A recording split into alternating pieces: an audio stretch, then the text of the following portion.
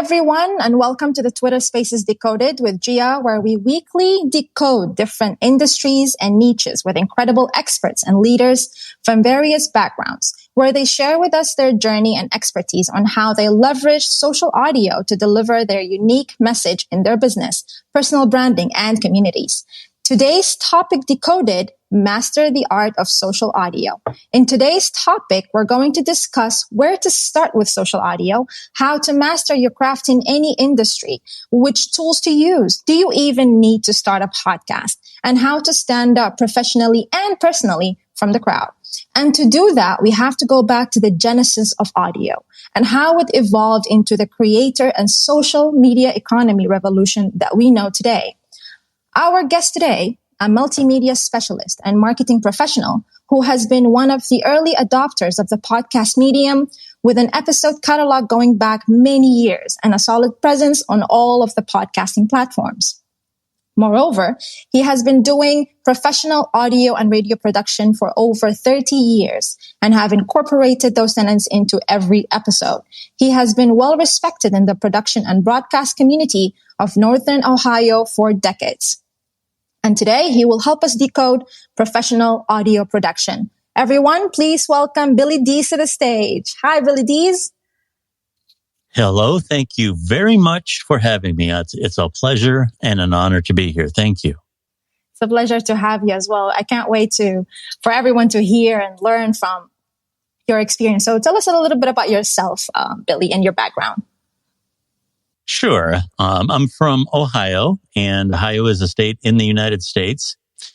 Ohio is kind of overlooked. We kind of get poked fun at because a lot of people will say this is where all the cornfields are. and we do have corn here. However, we are I'm going to say we're about the 7th largest economy in the United States. Naturally, California, New York, Florida, and a few others are bigger than us. But we have a very diverse economy. We're very big on energy here, both in terms of fossil fuels and in renewables. And medicine is very big in Ohio. I mean, the Cleveland Clinic is known all over the world. And technology, especially in the Columbus area and the Cleveland area. Columbus is really doing well with technology, and that's our state capital. So there's a lot happening here, and the cost of living is relatively low. I'm kind of from northeastern Ohio. The town that I am from is famous for the Professional Football Hall of Fame, and that's grown into quite the complex here. And like I said, it's you kind of have the best of both worlds here in that the cost of living is relatively low, and there's a lot of opportunities here. The Cleveland area at one time, especially back in the 70s, was media, especially for news, was considered one of the training grounds for the country. A lot of disc jockeys, the word rock and roll was supposedly coined in Cleveland. The Rock and Roll Hall of Fame is up there. And the radio industry of that time, of the 1970s, really set the stage for a lot of things. There was a big radio station up there called The Buzzard, and Bruce Springsteen and a lot of other people, I would say, a good part of their careers to the radio industry of that time. That was just a little before my time. I was in grade school when that was going on, but as the 80s wore on, I was very much an audiophile. I was one of those guys who always talked about how big their speakers were, how big their amps were, all those other things.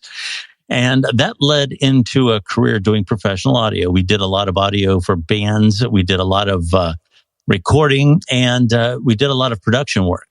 I was one of those guys that, back in the days when you actually had to drive around a physical recording, I would go around to various radio stations with what were called half tracks. They were these reel-to-reel tapes that only went in one direction because the recorder used the entire width of the tape.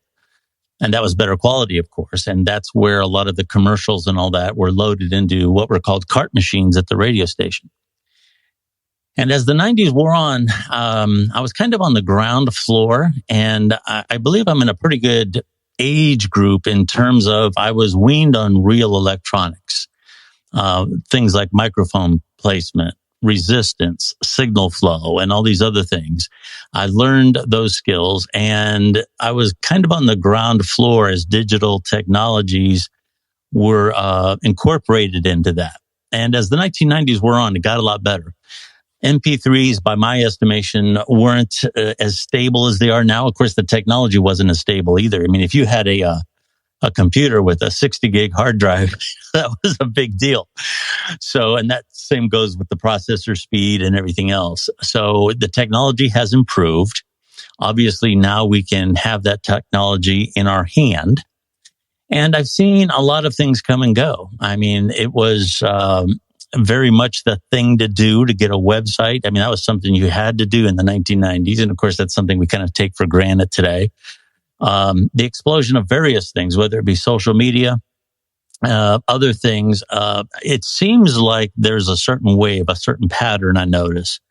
And I believe that podcasting right now is kind of going through what blogging did about 10 years ago. It got really bloated there for a while. And everybody you have to blog. And everybody got on that bandwagon. And quite frankly, there was a lot of people who couldn't string together two words, that were blogging. And eventually that leveled off. And you have people that are blogging now that actually rival, if not exceed, what printed media is doing. Okay. And I believe we're kind of on the tail end of that now with podcasting. Podcasting got very bloated. It was very much the thing to do. And I don't know what the percentage is now, but there's an enormous percentage of dead podcasts sitting on Apple Podcasts right now. I don't know if it's 30 or 40% or what it is, but it's way up there.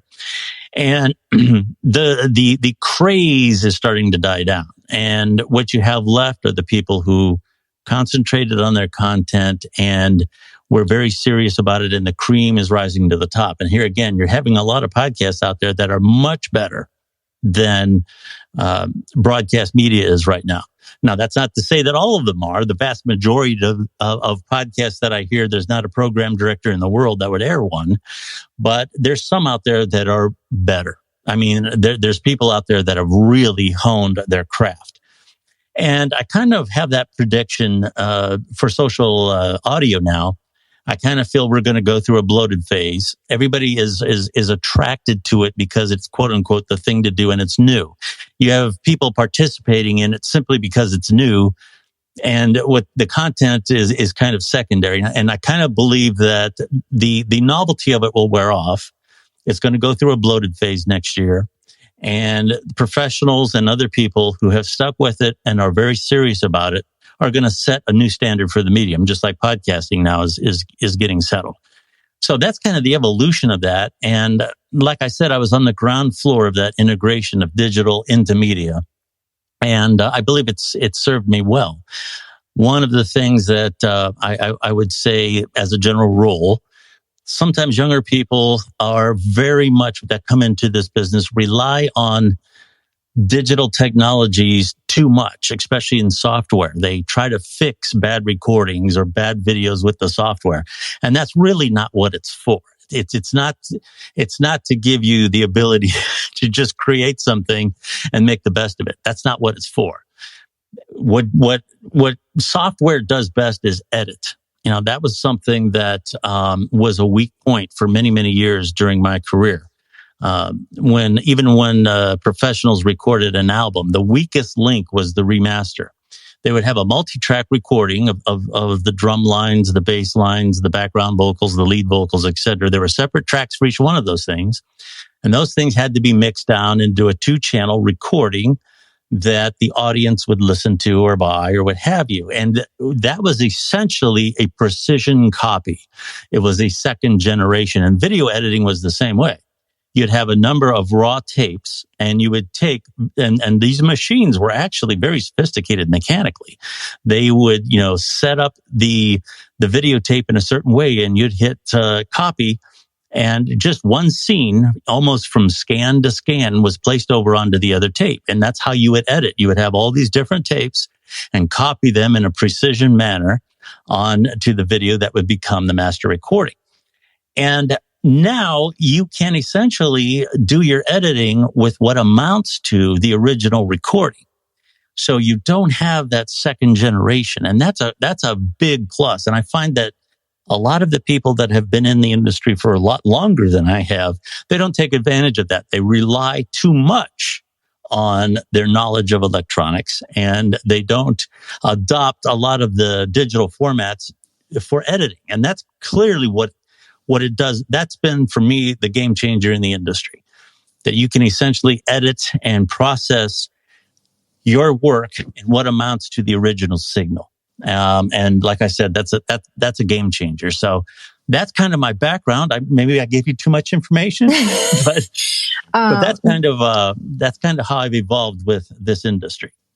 No, actually, that was amazing insight. You took us through a journey, actually, through the 70s and the 80s, the genesis of audio, how it all started, how it all developed and evolved through time, and I think people kind of underestimate that now because of everything, of the technology that is just so readily available with a push of a button, that now we're able to do all of this. No sophisticated machines, no knowledge, no college degree to do that, no experience to do any of that. And this is exactly why we're here today, to highlight how social audio and the social media audio and this revolution that we're going through right now. I like the words that you use, that it's a bloated phase. And I absolutely agree with that. I see this as well as a bloated phase. And only the professionals are the ones that are the people who are going to take this seriously are the ones that are going to rise above the crowd. So when it comes to the genesis of audio and how you took us through that journey through time, how does that compare to social audio right now? Because audio, at the end of the day, is still audio. People can just hear me the same. But how is this different from how it was processed back in the day? Yeah. Social audio, I would probably say this. I would want to qualify kind of what you said there about audio, and I'll come back to that. But to answer your question, social audio is essentially interacting with other people in real time, and they're on the internet on some platform. It can be Twitter Spaces. Of course, there's been Clubhouse. I understand LinkedIn has something in the works, and there's a number of others. But it's almost like a verbal chat room. You know, you can choose a subject, and you can have listeners come in and listen. And like I said, it's still evolving, but we have a host like yourself. We can have a guest host, and we can bring people up to speak. You can have open discussion forums. You can manage these things in different ways, but they're essentially online verbal forums. And in the past, we've had those with video, but this audio is a little bit of a different beast. And that's kind of what I want to talk about when you talk about audio. And so you have the social aspect that you can discuss things in real time. And that's probably one of the attractions. And I'll kind of get to that as it relates to podcasting. But I would say this about audio content. A lot of times there's parody when people say audio, that, audio is audio. And I would have to say that in terms of creating your content, whether it's for social audio or whether it's for a podcast or something else, there is a different process when you're dealing with audio only media. And the first one is a mindset. For example, when you're on video, the camera is several feet in front of you. Usually there's a lavalier microphone or a boom microphone on you. There's a certain distance there. And you're speaking to the camera. You're using gestures. You're using facial expressions. You're using your looks, for better or for worse. Maybe you're very attractive. Maybe you have a comedic way about you. And these are all tools that you can use in how you formulate your content and how you formulate your message. With audio, you basically have none of that other than the sound of your voice. So you really have to dial in first on your mindset. How am I going to communicate this in a way that it's interesting, informative, entertaining, whatever it is that I am doing? Well, how am I going to relate that verbally? Because I can't rely on anything other than my vocabulary, how I enunciate. It's a lot like acting. It's very much like acting. When I'm doing a voiceover, let's say, or when you're doing a voiceover for a funeral home, you're going to adopt a different mindset than you are for a used car lot, right? So you really, it's almost like acting, and that's all part of the audio world now. People are doing voices, people are doing things for animations. There's a whole world that has been brought open for audio content creators that only the nerds did. The esoteric groups did 10 or 15 years ago. There's schools now to do voiceovers, and there's all these other things. So you have to bring this mindset of, your voice travels a short distance. It goes 1 or 2 inches either into your phone or into a big professional microphone. And from there, it goes directly into someone's ear. And that's a very intimate type of communication. Okay. So you want to make the most of it. It's like you're sitting right next to somebody and you're telling them a story. That's kind of where it's at. There's a disconnect with video when it comes to that. You don't have that with audio. So you really want to be conscious of how you form your content when it's audio only. The other thing that you have to keep in mind with audio is because of the fact that you're relying on your ability to speak, there's actually not only a mental thing that you have to go through, but there's a physical thing as well. And here's just very briefly what I mean by that. One of the things that you want to do when you're doing audio only content is sit up straight. You don't want to be hunched over at your desk. You don't want to be slouched on a couch. You want to be sitting up straight. And in some cases, when you go into a radio station to do a voiceover, they'll actually have you stand up most of the time. This opens up your airwaves. It gives you a chance to breathe. You want your shoulders back, just like, the old school teachers used to tell us, sit up straight, shoulders back. The other thing that you want to do is you want to be very, very much aware of your diaphragm. That's the area right below your breastbone. And the reason you want to be aware of that is where you want your voice stemming from. You want it to start there, the air to come up through your lungs, go through your throat, through your vocal cords, and then out your mouth. You do not want to talk through your nose. And quite frankly, that's a problem that's probably more of an issue in the United States than it is in other places around the world. When British people, for example, when they adopt an American accent, they will often talk through their nose. That very much that New Jersey type of nasally type sound. Now, nasally isn't necessarily bad, but it for me anyway, I try to avoid sounding nasally. And I would have to say that that's probably a good thing to do. And that a lot of that is just in your posture and being aware of how you are breathing. You want that breath to come from your chest, from down deep in your chest, up through your throat and out your mouth. And this will also give you mentally, when you're adopting that posture, when you're getting ready to talk to people and you sit straight in your chair or you stand up and you're really being conscious of how you're breathing and everything, mentally, you'll be in a place to speak better. You'll have more confidence. Your words will have more purpose and they will carry much better. So that's something that I think is part of the audio scenario as well. And then I'll give you one last thing, and that's a tech thing. And I put the tech thing last because in this day and age, I would have to say that having to spend a lot of money on electronics, especially for something that's being handled mostly on mobile devices, is probably not something that you have to do unless you're really getting into other things that require audio. For example, if you're doing a podcast or you want to get into doing voiceover work, a lot of agencies, when they have you do voiceover work, they ask for a list of equipment that you're using. And that's a more of a serious thing. But to host something like we're doing right now, these phones have a lot of technology in them, and they're optimized for the microphone that is built into them. They're optimized for the camera that's built into them. And companies like Apple and Samsung and all those, they've spent a lot of time and a lot of research to get the most out of those pieces. And they actually work quite well. But you can make a few things that will, without spending a lot of money, that will make you sound better. And one of those is an external microphone. It does not have to be an expensive one. But especially if you're doing video, the nice thing about having something like, let's say, a lavalier microphone, that's one of those pin-on ones, is if you were on camera and you were gesturing, look at this nice new car, and the camera pans over to the car. Not only does the camera pan over, but the microphone does as well in a phone. So when you have a microphone that is pinned on you, when the camera gestures one way or another, the audio remains consistent. So that's a practical thing to do. You don't have to spend a lot. It's not like you're trying to make the phone work better, but on a practical level, that placement is important.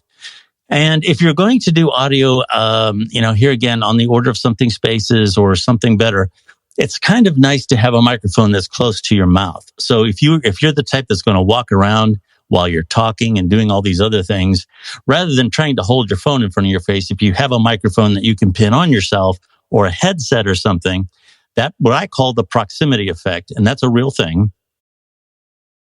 And what the proximity effect does is, in radio anyway, it here again, it gives you that very throaty, airy, voicey sound. Okay. And I like that.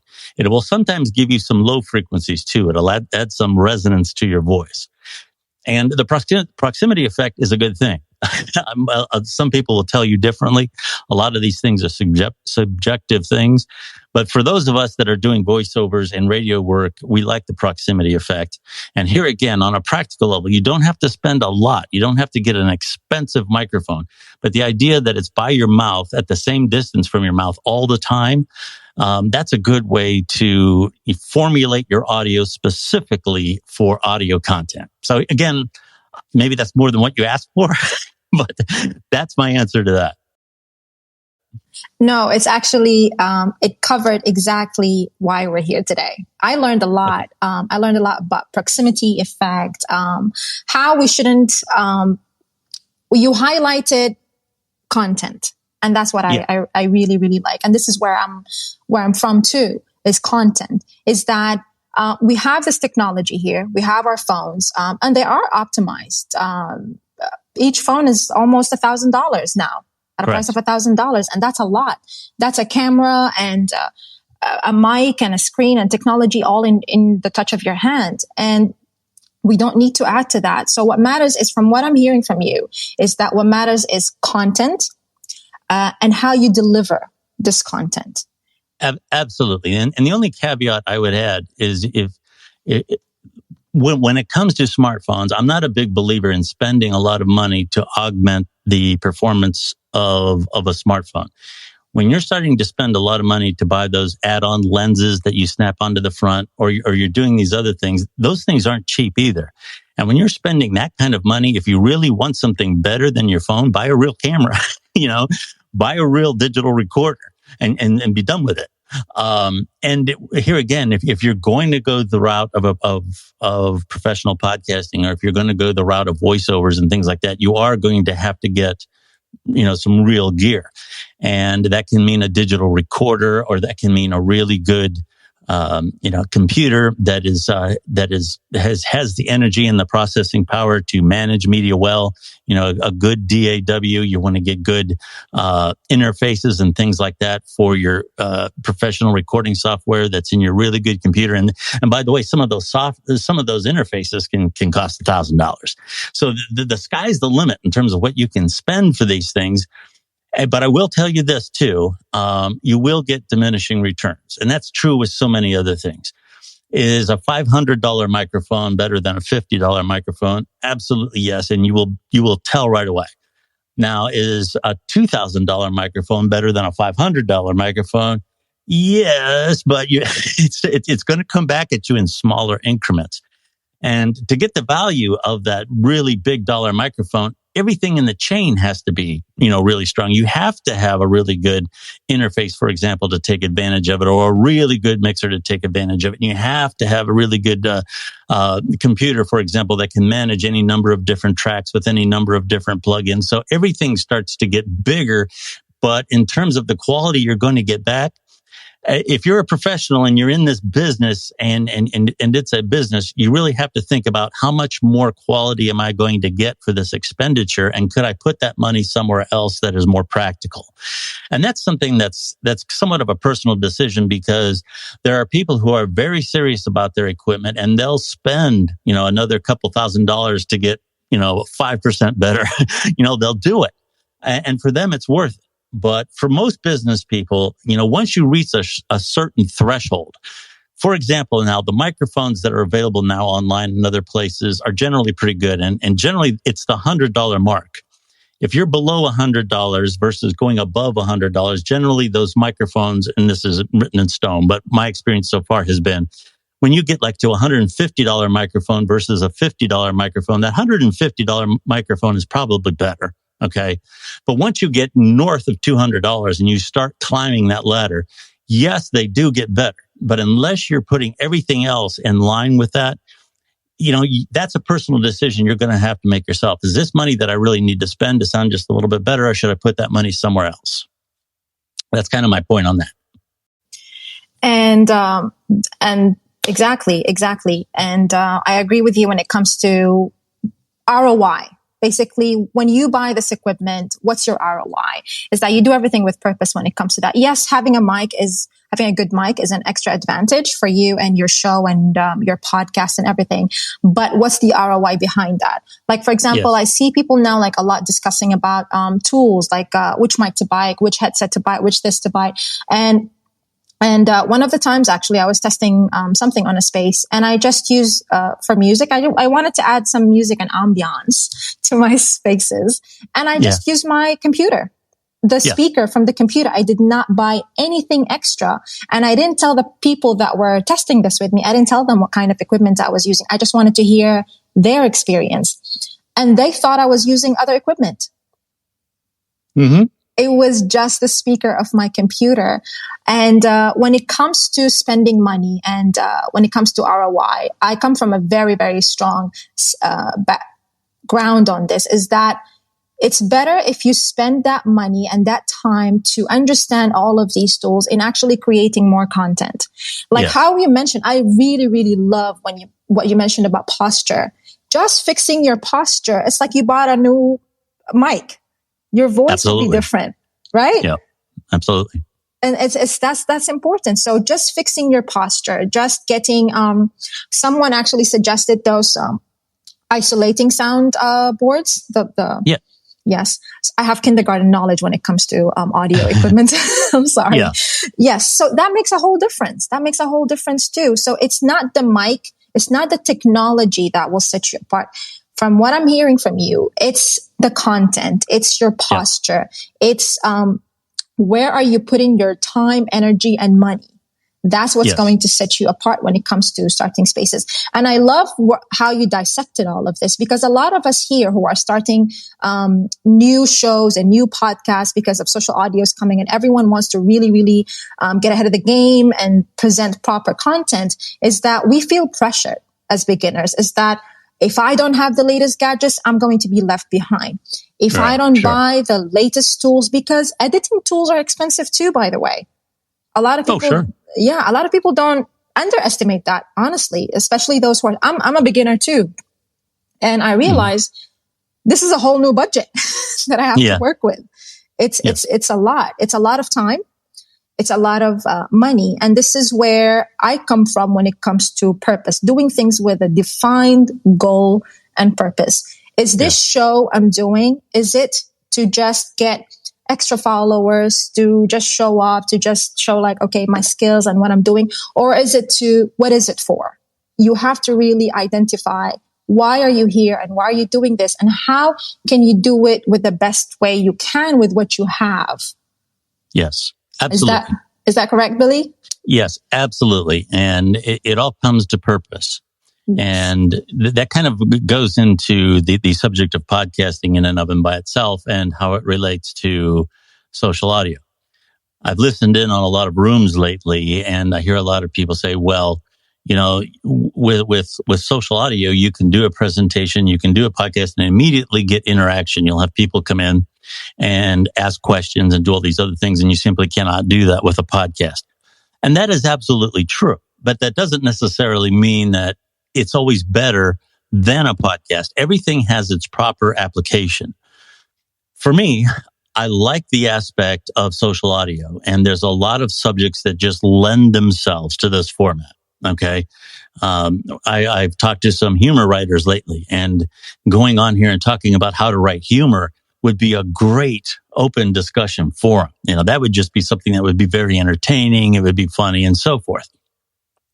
Now, with a podcast, you can have that as well. Although I myself have gotten into some situations where I've had guests who want to tell their journey of some sort of a trauma in their life. They've been violated maybe as children in the most personal ways that you can imagine. They've been years recovering from it, and they want to tell their story to try to help people.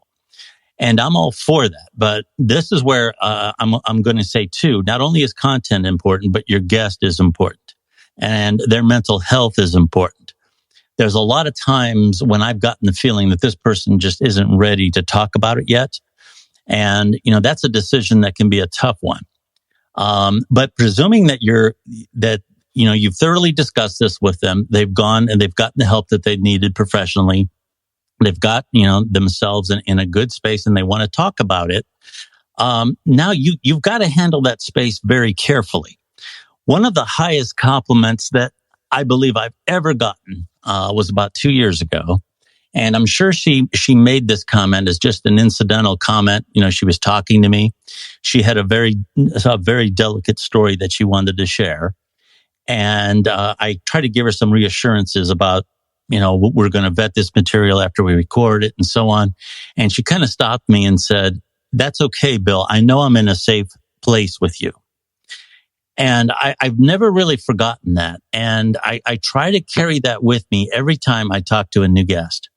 You have to make sure maybe it's not as dramatic as that it actually has to be safe for them. But you also have to be very conscious of the fact that you want to put your guest or your client in a situation that is going to make them shine. And there's just a lot of times when these open forums are not going to do that. That's where a podcast comes in, where especially when I'm in a studio and I can sit down with someone and I can really dial in that content. I can really dial in where that story is supposed to go. And it doesn't always need, or for that matter, interaction can harm it. It'd be kind of like going to see a movie like Schindler's List and having the audience be able to vote on how it ends, or Titanic. The audience would probably vote that the boat doesn't sink. Okay, if you're going to form a story, okay, and I don't necessarily mean a fictional one, but if you're going to tell somebody's story about their journey and about how things in their life impacted them and how it could possibly impact somebody else, you have to be in 100% creative control in that environment. And that's where I'm going to say that a better recording, when you can actually hear the sensitivity in their voice, and that comes from a professional microphone, that's where I'm more apt to say you want some really good gear in that situation, and you really want some good engineering skills, and you want to be able to really mold that message. That's a situation that I wouldn't necessarily feel that a lot of interaction is a good thing. That's kind of where that program kind of stands alone. So it's just a matter of where you want to go with your content. There's times when you're not going to want a lot of people pushing buttons and steering where your message is going to go. And there's going to be other times when sometimes a guest, somebody who calls into a radio program, or in this case, a social audio listener, is going to give you something. It's going to give you a jewel that you wouldn't have had otherwise. So they both have their merits, and it's just a matter of what your goal is. I meant that's kind of where I wanted to go. I wanted to follow up on your point about asking me about content and how you mold it. That's just another dimension to consider. And that's a very important dimension to consider, because a lot of the people right now are going to start their shows. They're going to start bringing in guests. And this is why we're here today, to show them how to elevate that experience for them, for their guests and their listeners alike. And now with Twitter Spaces kind of exploding, is the right term I'm going to use. They are exploding. And with the Twitter Sparks program, they're going to start in December. So we're going to see a lot more spaces than that, and which will make it hard for someone who is not equipped for the environment, for the social audio environment, that they will drown. Their voice will drown. If you're not equipped, if you don't have a strong foundation to stand upon, if you don't have the proper understanding and comprehension of how all of this come together and it can work together to create a piece of art. And this is where I know you're coming from, is that audio is an art form. It is easy. Mm-hmm. Go ahead. No, I was agreeing with you. I believe that the spoken word is an art form. I talked about how, your voice travels a short distance and through a medium, an electronic medium, it goes directly into someone's ear and into their mind.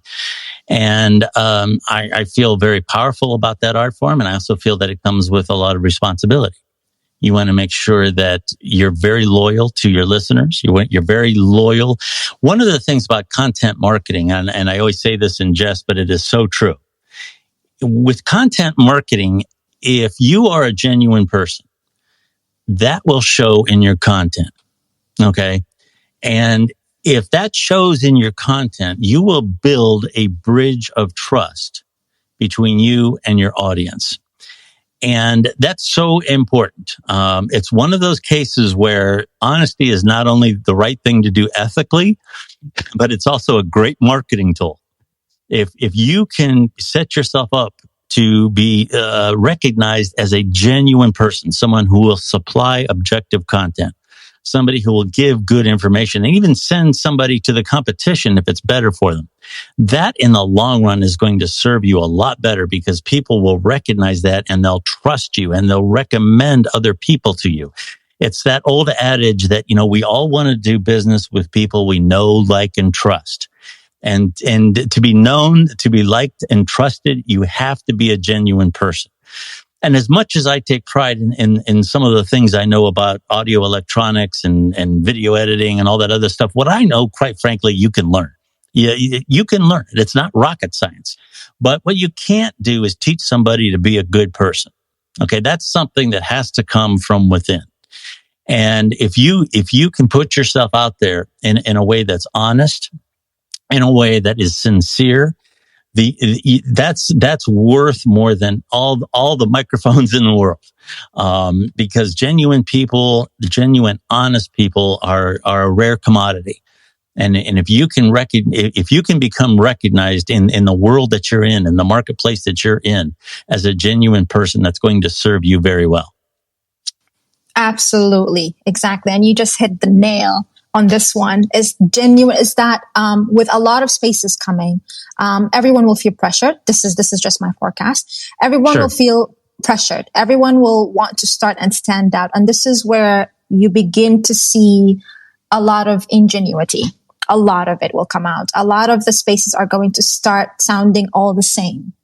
Because everyone is trying to stand out. And unfortunately, that's not going to make you stand out. That will just do the exact opposite.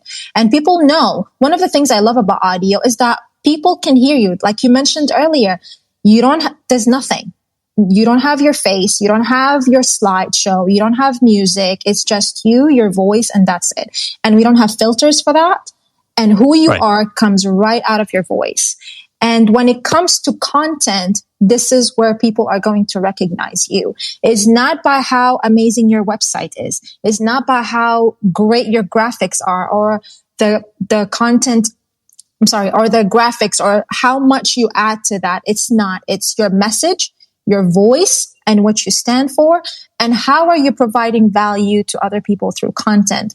And when it comes to, there's this quote I saw yesterday from my research, and it says, when you use your podcast at the centerpiece of your marketing campaigns, rather than a siloed channel in your overall strategy, you can tap into a gold mine of content that will influence pipeline and drive quality informed leads. And that's your goal. This is your goal, because you can start spaces. It's easy. You can buy the best mic. That's also easy. You can have the setup of a pro, But if you do not provide quality content, if you do not provide value and influence, and this is where you're going to fall short. And this is something I believed in way, way before, since I started my journey as an online marketing specialist. Right. So this is where I come from. When it comes to content, Billy, a lot of people are struggling with what to start. Like I have these questions between friends and our community. I don't know what to start my show about. I don't know what to speak about. I don't know where to go. Do I start a show? Do I start a podcast first? Do I take my Twitter Spaces chats and put them in a podcast? It's just vague right now because we don't have a blueprint to start from. Correct. So people who are looking for content, creating content, I called them yesterday. I was looking for a name for them. So I came up with social audio creatives because we are creatives. This is a form of art. It's creativity.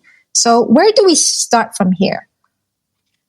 In terms of making a move towards social audio, is that what you're asking me?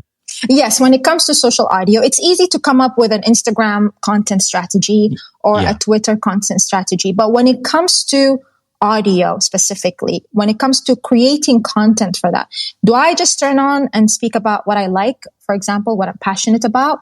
Or do I tell stories? Or how do I come with content that will help me connect with everyone else? There's an old adage I used to sell high-end audio electronics for many years.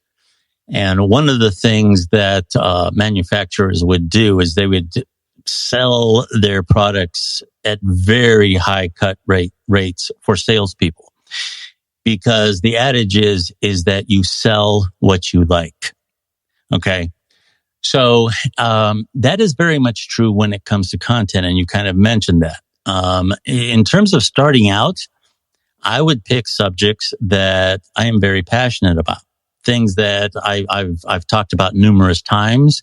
So the talking points are part of my nature, and that natural way of speaking is a good way to start out. The other thing I would do, depending on what your marketplace is I would listen to some other spaces that are related and listen to other podcasts that are related. And it's not necessarily that you're going to steal any ideas or, somehow copy them. That's not what it's about, but it gives you a more well-rounded perspective in terms of whatever it is that you are passionate about. A lot of times getting another perspective makes all the difference in the world. There's been a few times when I've designed commentaries. Something will break in the news and, I want to newsjack that item. I want to get a podcast out there that covers whatever's breaking in the news while people are searching that content. And I'll have kind of like a notion. I'll kind of have an opinion that this is where I want to go with this. I really want to make this point. And when I research it, I find out that a lot of times my opinion softens or sometimes it changes. And I end up doing a presentation about that subject that I didn't necessarily plan on. And you have to be open to that. As a person who is somewhat, I wouldn't call myself a journalist, but as someone that has done a lot of content over the years, I think one of the loyalties you have to have is to the truth. And if you kind of base your content on what you feel and what you've researched to be true, I'm going to say you pretty much can't go wrong. It's just like the truth never changes. And the more you research it and the more you talk about it, the more you will learn and the more you'll evolve as a person and the more you'll evolve as someone who is an advocate for whatever it is that you're doing. A lot of times it might be selling something. A lot of times it might be a cause, a nonprofit or something. And the more loyal you are to the given truth with the information that you have at a given time, the more that is going to develop into something more complex as you move along. And then you can kind of branch into other areas. You talked about storytelling. I would have to say that storytelling at one time was probably dead on the vine. I wasn't sure what was going to happen to it. But podcasts have breathed new life into the art of storytelling. And if you have a good way of telling a story, that's a really good way to connect with somebody. That's one of the reasons why the podcasts that I do about these journeys that people have with some sort of a recovery are so impactful, because people get it, they understand your humanity. And connecting with someone's humanity, there's a story is a good way to do that. And having a nice, soft, gentle voice is that's another thing I just want to touch on when it comes to voice. I know a lot of people say they don't like their voice. There's actually a physical reason more so than there is a psychological reason as to why you don't like your voice. And that is you don't hear your voice as the words are going through the air and being formed as they leave your mouth. You hear your voice through your bone structure in your head. And not to be gross, but you hear it through a lot of squishy stuff inside your head. You know, it's resonating through the soft tissues of your head and your skull and everything else. And that is not how you sound. And when you hear yourself professionally recorded, your reaction is, well, that's not how I sound, but that is exactly how you sound. And I've run my mouth into recorders enough time. I'm pretty comfortable. I know what I sound like. But if you're new to it, you may not realize it. And one of the first things that people want to start doing is tampering with how their voice sounds. They either want to add bass or they want to do some other thing. And it's kind of a misnomer that a good voiceover person has a deep voice. Most people that are very successful doing voiceovers are very strong in mid-range tones. Morgan Freeman is a perfect example of that. He doesn't have a big, booming, low voice. You know, that he just is very pleasant to listen to. And rather than try to sound like him or try to sound like somebody else, it's just like a singer. You have to make the most of your own instrument. If you're a singer, you shouldn't be trying to be Barbra Streisand. That's not who you are. Okay. So you have to find a certain way of speaking that matches your instrument.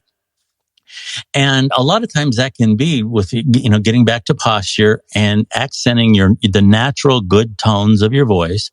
And also listening to yourself. I kind of feel that if you put a set of headphones on and you speak into a microphone, that is kind of how you really sound, because the headphones are doing the job of what somebody else's ears are, sitting across from you. The headphones are hearing your voice as it goes into the microphone.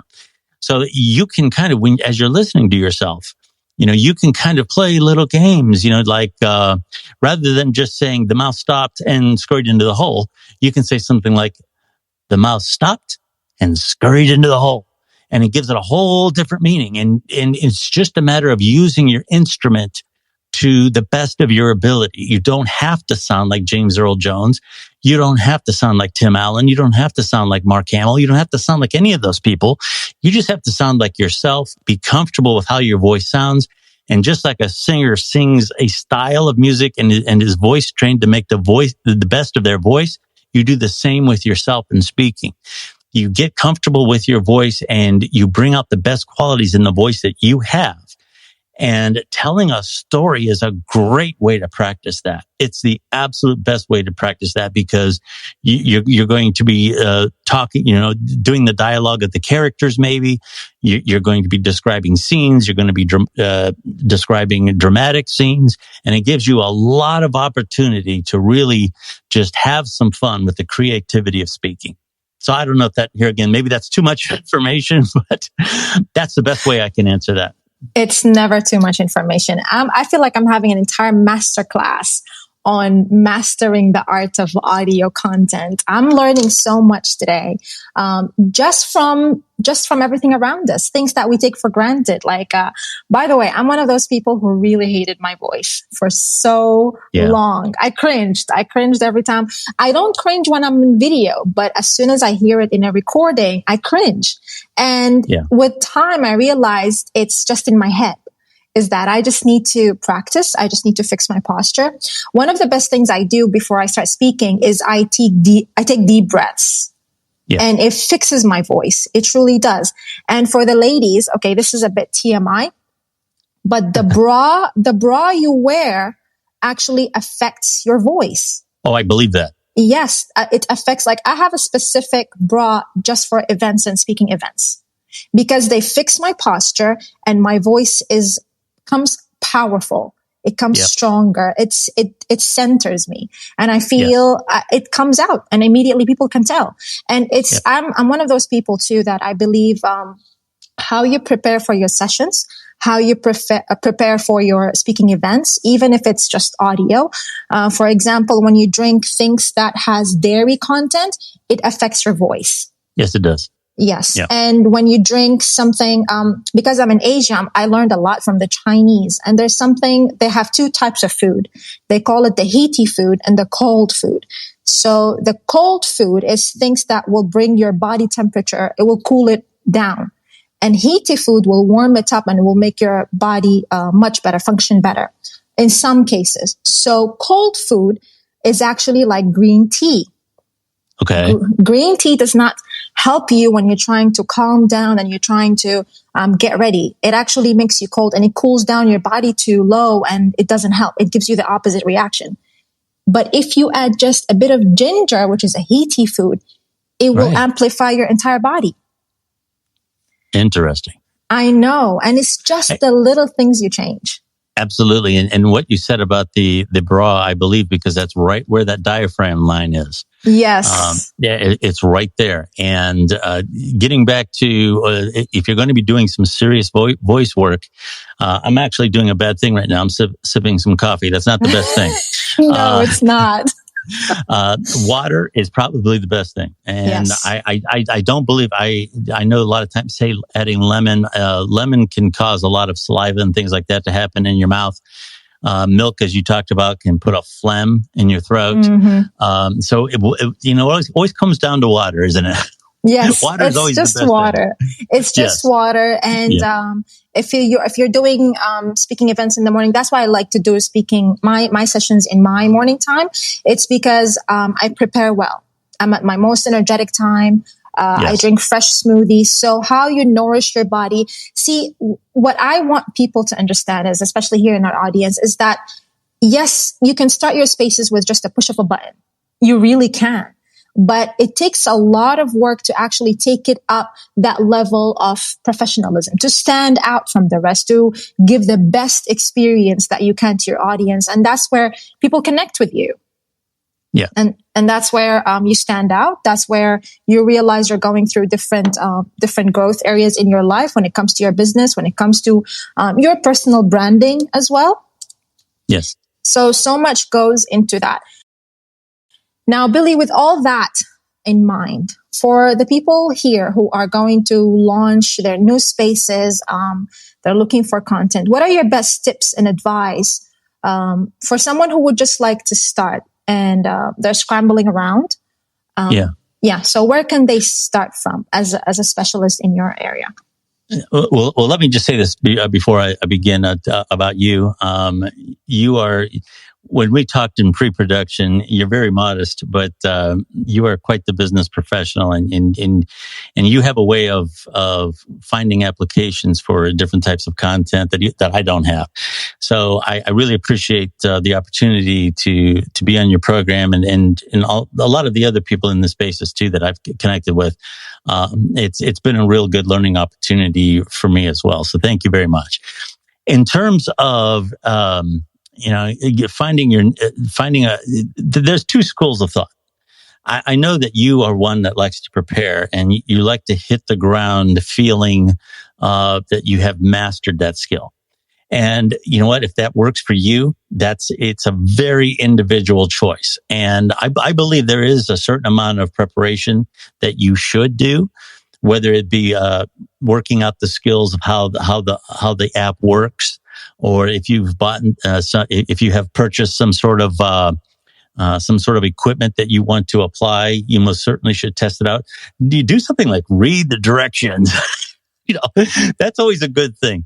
I bought something not too long ago, and I opened the box, and there was this giant, and it was almost like cardboard. It wasn't even paper. It was this giant piece of cardboard that was the entire width of the box. It said, "Read this first."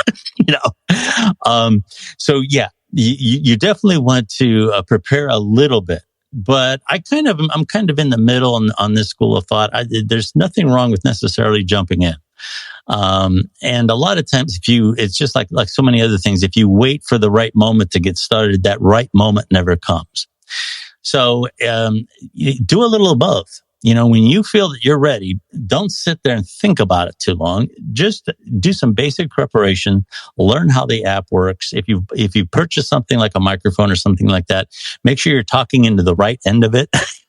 A lot of times people buy these side address microphones and talk into the top of them and things like that. So don't make mistakes like that.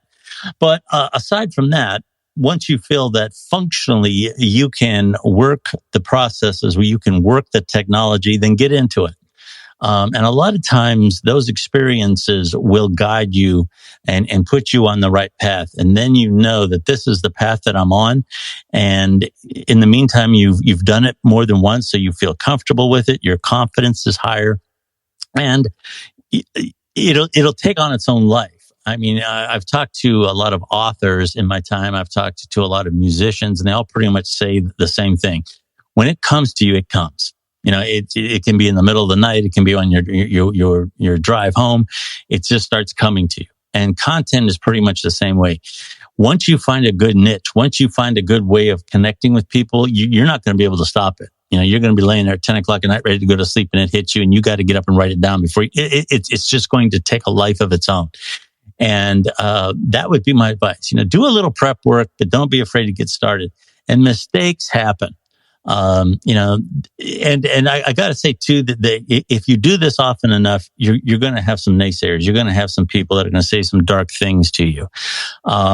Never engage in negativity. Nothing ever good comes out of it. You don't have to defend yourself. You don't have to get into some little Twitter battle with them.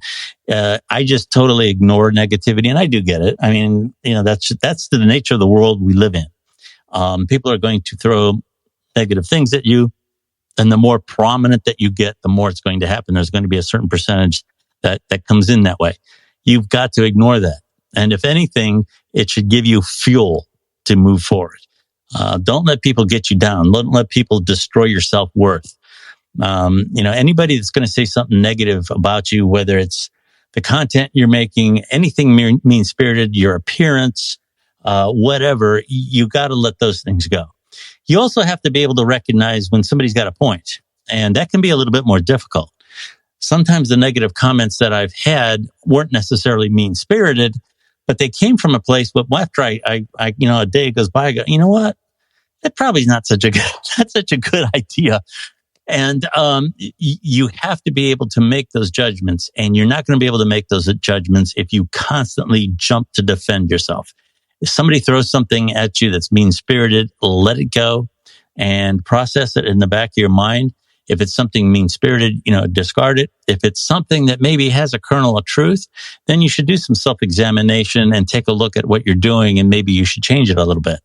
So that's kind of my advice. Do some prep work, but don't be afraid to get started. There's never going to be a perfect time to do anything. I mean, that's just how it is. There's never going to be a perfect time to get married. There's never going to be a perfect time to start a new job. There's never going to be a perfect time to buy a house. There comes a point when, if you're going to do something, you just do it, as the saying goes. You just got to get out there and do it. I'm with you on that one. If you ask me for advice for anything, I just tell you to jump. I'm sorry. Yeah. I'll just tell people to jump. And that's how you get started, because you can never be prepared enough. This is one thing I tell my clients as well, is that they want everything to be perfect, the website setup, the branding, everything. But by the time you're doing this, you're preparing all of that, people have already moved on to the next thing. Yeah. And then you're trying to catch up, just like spaces. A little bit of preparation is important. So just to give you that leverage, just to give you that first step forward. Right. But just jump and do it. Experiment. Start test spaces. Start with things. I tell the same thing when it comes to online marketing. When you're starting a business online and you don't know where to start and what to talk about in your social media, there's so much to talk about. You like cooking. You're a parent. You like this. You have hobbies. You're passionate about politics, religion. You have so many things to talk about. Talk about the one thing that you're really passionate about and that you have 100% confidence in, because that's where you glow. That's where you become as the expert. That's where you have this authority in your industry. So when it comes to when it comes to Twitter Spaces, is exactly the same. Just try, just say it. And honestly, I hope everyone here was taking notes, because the advice Billy gave us at the end was just amazing. It was just phenomenal. This is something you can take with you everywhere, through every industry. And these are life skills. Because today, like you mentioned earlier, is that it's going to be bloated. This is going to blow up sometime. But the next thing will come up. But these skills don't change. They're just going to adapt to the next thing. Is that correct, Billy? I would absolutely agree with that. Yep. And eventually things will level off and the cream will rise to the top, and that's what's going to be there.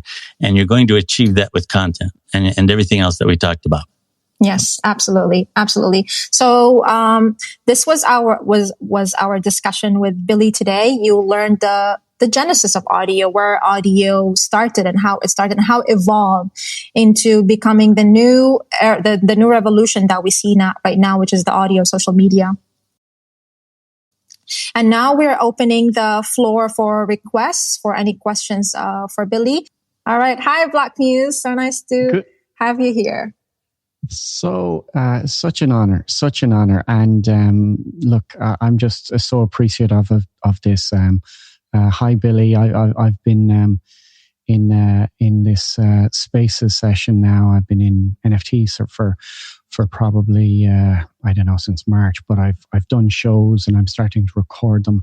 I'm understanding the real need for repurposing.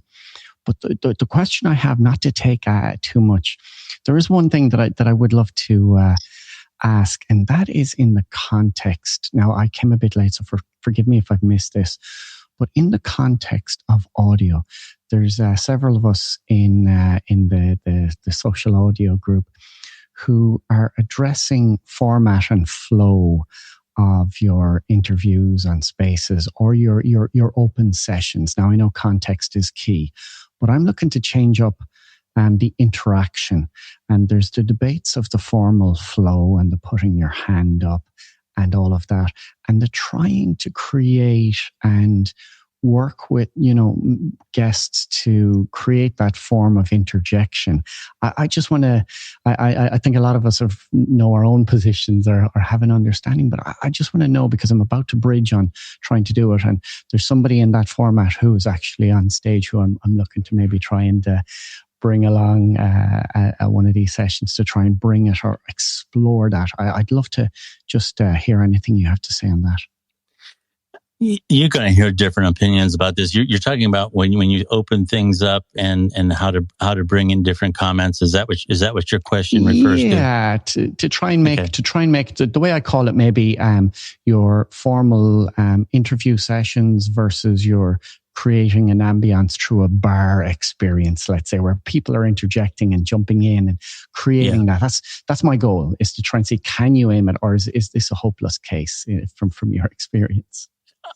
I personally are going to hear different opinions about this when it comes to back in the radio days when we used to take calls, and now with what we refer to as Spaces or the rooms on Clubhouse or other things. I kind of like some control as a host. And that's not to say you want to restrict or censor anyone. But I do believe that just having everyone speak openly, there are times when by chance it works wonderfully. Okay. But by design, I don't know that I've had a lot of success with that.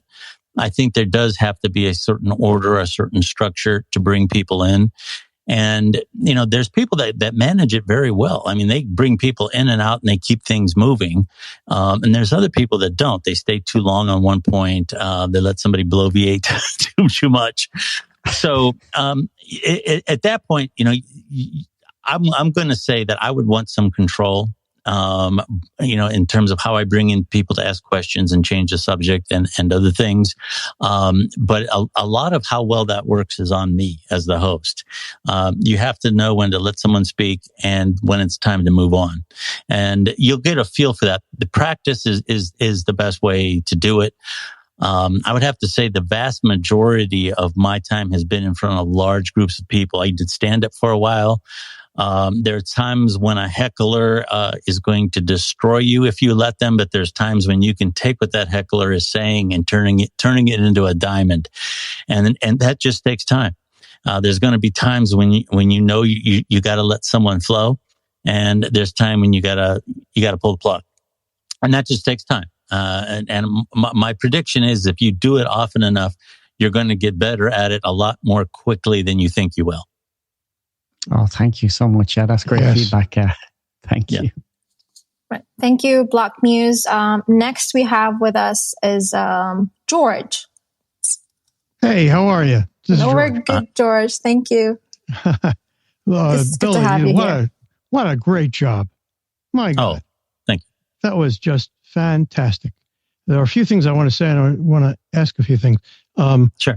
There's I think there's an obsession about equipment. Back when I was a professional photographer in college, I discovered very quickly that the best photographers didn't have the best cameras. Right. The best photographers were not obsessed with equipment. They were obsessed with getting the picture. And the equivalent here, of course, is getting the content. So, right. I also loved what you said about posture.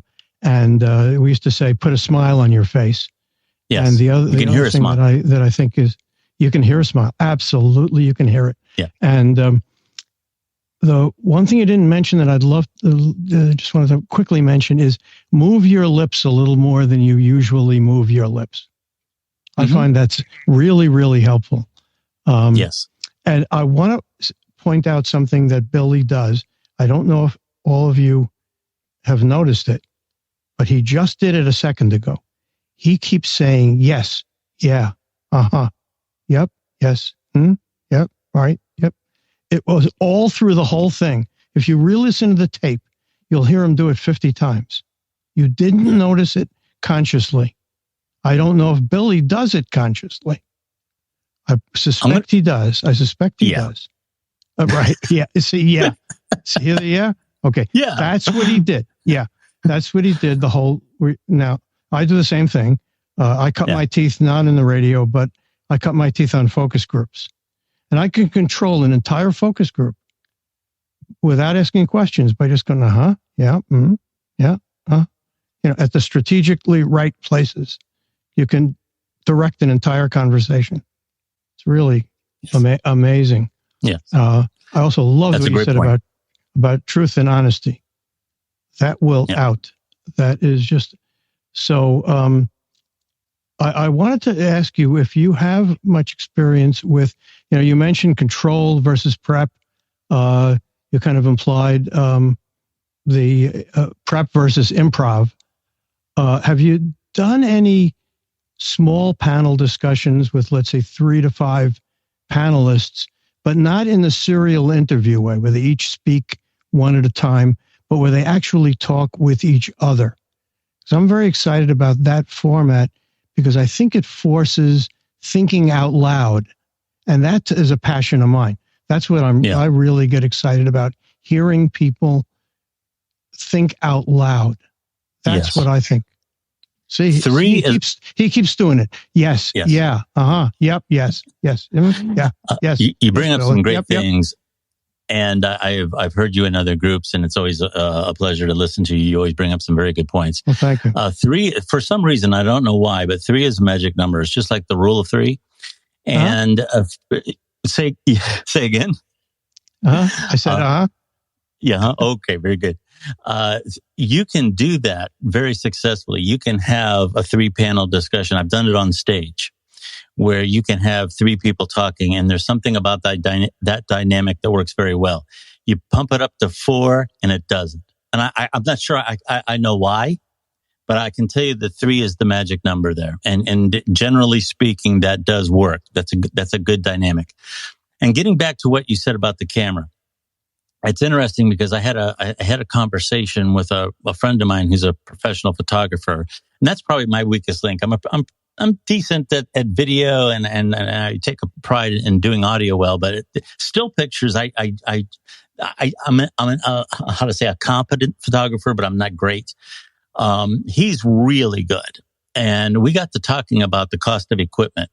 And we talked about a $500 body versus a $2,000 body. And you can give that $2,000 body to an amateur, and you can give that $500 body to a professional photographer, and he is still going to get better pictures because he knows composition.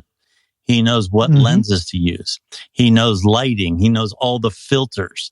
And you can't just dump your pictures into some software and doctor them up and make them good. That's kind of what I said during the podcast. You have to have the skills there. At that point, the software becomes a way to, frame it or put it into something else and do something cute with it. But you shouldn't be relying on your software to make your pictures good. And that is such a great point. A professional photographer with a lesser camera is always going to win. And our camera is our voice.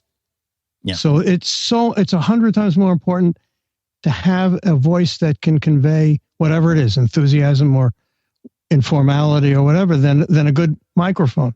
Good microphone's not going to make you somebody wants to talk to. Exactly. That is so true. Yep. Yep. Very true. And did you have any follow-up point? You got to cultivate the audio laughter. It's a different kind of laughter. And you're the first person who I've ever heard talk about the proximity effect. Maybe it's big in radio, but I've never heard it before. For 50 years, I've been talking about that effect in telephone focus groups because the voice, the mouth is an inch from the telephone microphone, and then the speaker is right pressed against the person's ear. So it feels like you are talking intimately into the person's ear, and nobody knows what the hell I'm talking about. Yes. Well, there's two of us now. I'm glad you brought that up. It's so true. Yeah, and the proximity, and I would advise anybody to look it up. There's microphones that actually are designed to dampen the proximity effect. I don't like those. I personally like the proximity effect. One of the things that you'll hear critics talk about is, especially with a male voice, it does add a little bass to the resonance. I don't necessarily have a problem with that either. I like that close sounding. Here again, back to the old radio days when you had classic rock guys and they were Power Mix 9075 right now going, this is Led Zeppelin, and they had that real throaty voice and it sounded like it was coming right out of the speaker. I like that. And I just love the proximity effect. And generally speaking, dynamic microphones are the way to go for that. And you'll hear different opinions about that. Somebody else might disagree with me, but that's fine. But I like the microphone close, and I like the proximity effect. That's why the singers look like they're going to swallow the mic. Yeah, some of them actually put it in their mouth sometimes. Yeah. Right. Pleasure talking with you, Billy. Thank you very much. And I always appreciate your comments. I enjoy listening to you in other spaces as well. Thank you. Thanks. I think this is my favorite part, is that George and Billy discussing proximity and things that we all need to hear about, that no one is talking about. Why don't we get three of us together and we'll just have it all out? Yes. Yeah, we can. If anyone doesn't know George, I pinned one of his tweets that I always go back to. I learn a lot from George every now and then. He speaks about interactive mode, and he speaks a lot about mindset and speaking and facilitating and hosting. A lot of skills that we need to build now in this age, this revolution of social audio. Next, we have getting people to talk to each other in a constructive way, where they're thinking out loud, they're mutually discovering and exploring together. God, that to me is the most exciting friggin' thing I've ever heard in my life. It's like music to me, and that's where my passion is. And you shine through it. Thank you so much. I really appreciate that. You're most welcome, George. Thank you so much for coming here today. There's, in my opinion, there is what I guess you would call the organic way, which is through social media. You definitely want to research, and people don't too often research this, but you really want to research your hashtags. Twitter is probably more so than any other platform, real time. Getting back to the old radio days, when Ronald Reagan, who was a very popular president here in the United States, when he spoke or when he was in a debate, you would have to wait until the next day for the morning drive shows on the radio for people to call in and talk about what he said. And now you can sit, it's not scientific, but you can sit in your living room and scroll through the comments right as the debate is happening. That's a very powerful tool. And whatever content you're passionate about, things that you want to talk about, you really have to be aware of those trends. You have to be aware of what hashtags are working and know when to jump in and know when to jump out. And then I believe we had this conversation before. I'm not necessarily opposed to some limited advertising, and there's different ways that you can do that. Yeah. Advertising is more branding today than it was when I first, when I was running those ads around town in my car. Advertising was a way that you could measure that. There was a certain ROI that everybody always talks about, right? And if you had a bar and you had Thursday night, ladies' night, and you advertised it that week, you could see how much your sales increased and say, okay, it was worth it. It doesn't work like that now. The metrics that are involved with branding right now are very hard to measure, but they are there. And one thing you can do is give your voice recognizability. So when people do search out certain keywords, or when they do look for something that's relevant to their interest and they stumble upon your name, the fact that they've heard your name before gives you a credibility. And a credibility that you might not have had. And I believe that branding, investing a little bit in branding is a good thing to do. And I know a lot of people feel that that's disingenuous, but there's nothing disingenuous about spending a little bit of time and effort to get your content in front of people who might be interested in it. It's not like you're buying followers. Okay, it's not like you're paying one of those services to add 1,000 followers to your Instagram account and they're all bots or something. Yeah. There's nothing wrong with getting your content out in front of the people that are interested in it. There's nothing wrong with that at all. So actually, even your vibes will translate into your voice. So when you're coming into the space, the way your positivity, what you're happy about, what you're sad about, even if you try to fake it, people can still hear that.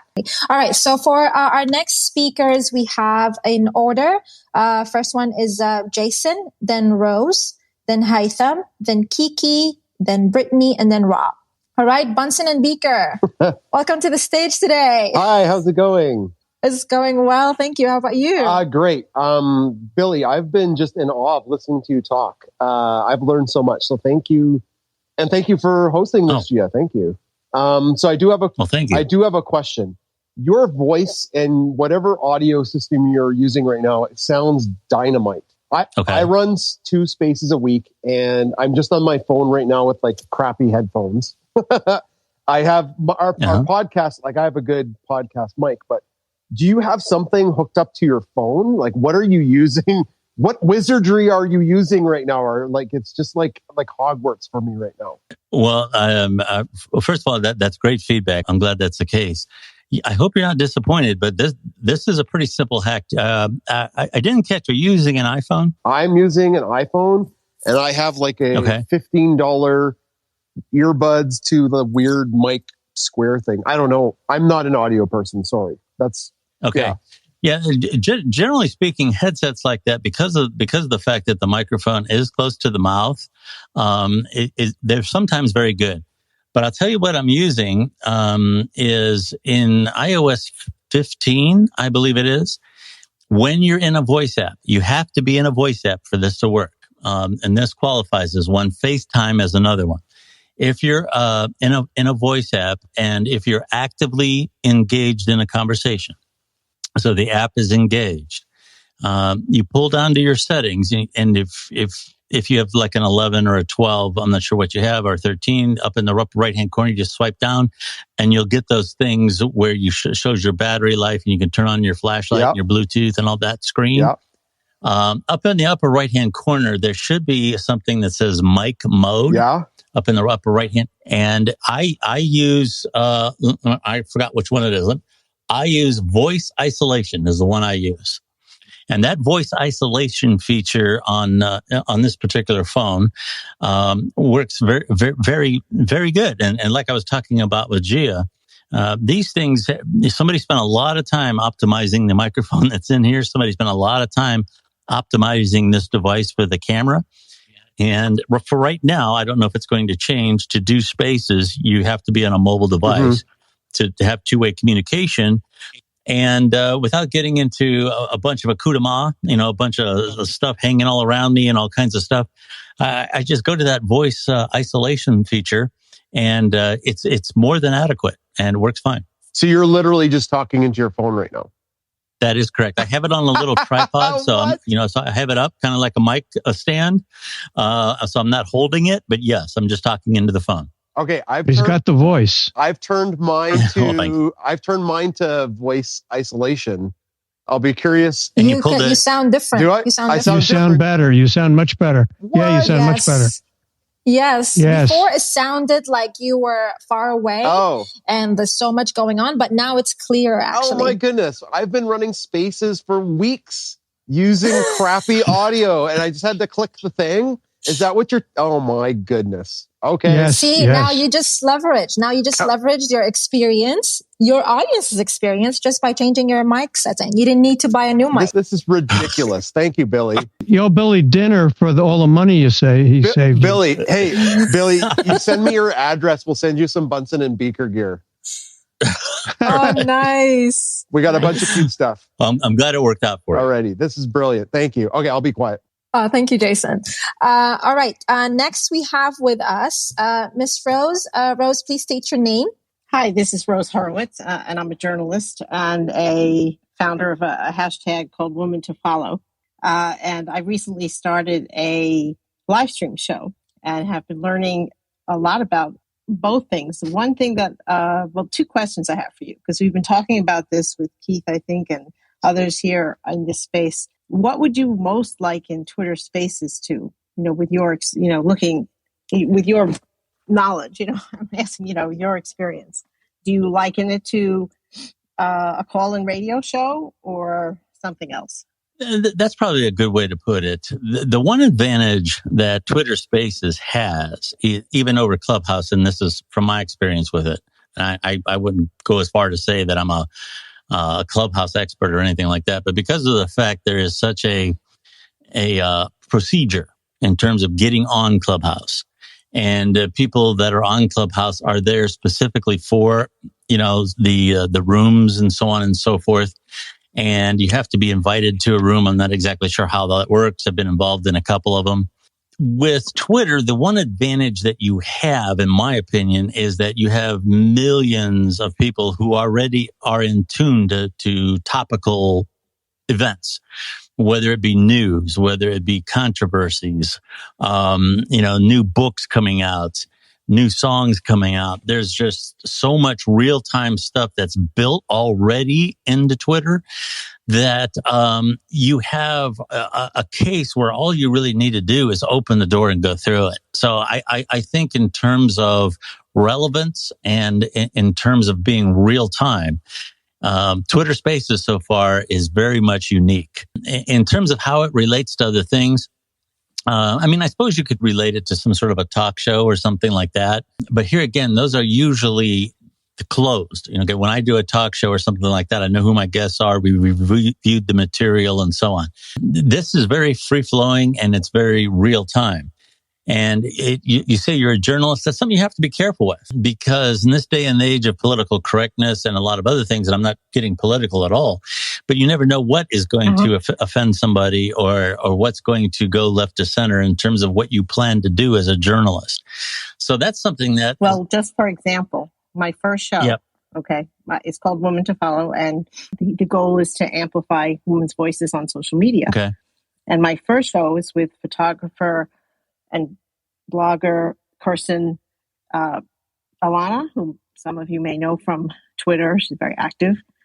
And on that day, I was using StreamYard. Okay. And there was many people who were tweeting, who were trying to leave comments on YouTube that were racist and sexist. And I was trying to figure out, like, why? Right. Why would this be? And my son, who's been doing audio shows for, the whole pandemic, producing them, said that he finds that, if they're doing a show that has a politically, could be controversial, if it's about gay rights or something, they'll get people who are looking, who are on an algorithm and they're looking for something to, put hate speech in. Right.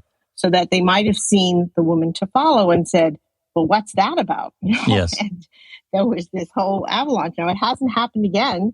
So I don't know.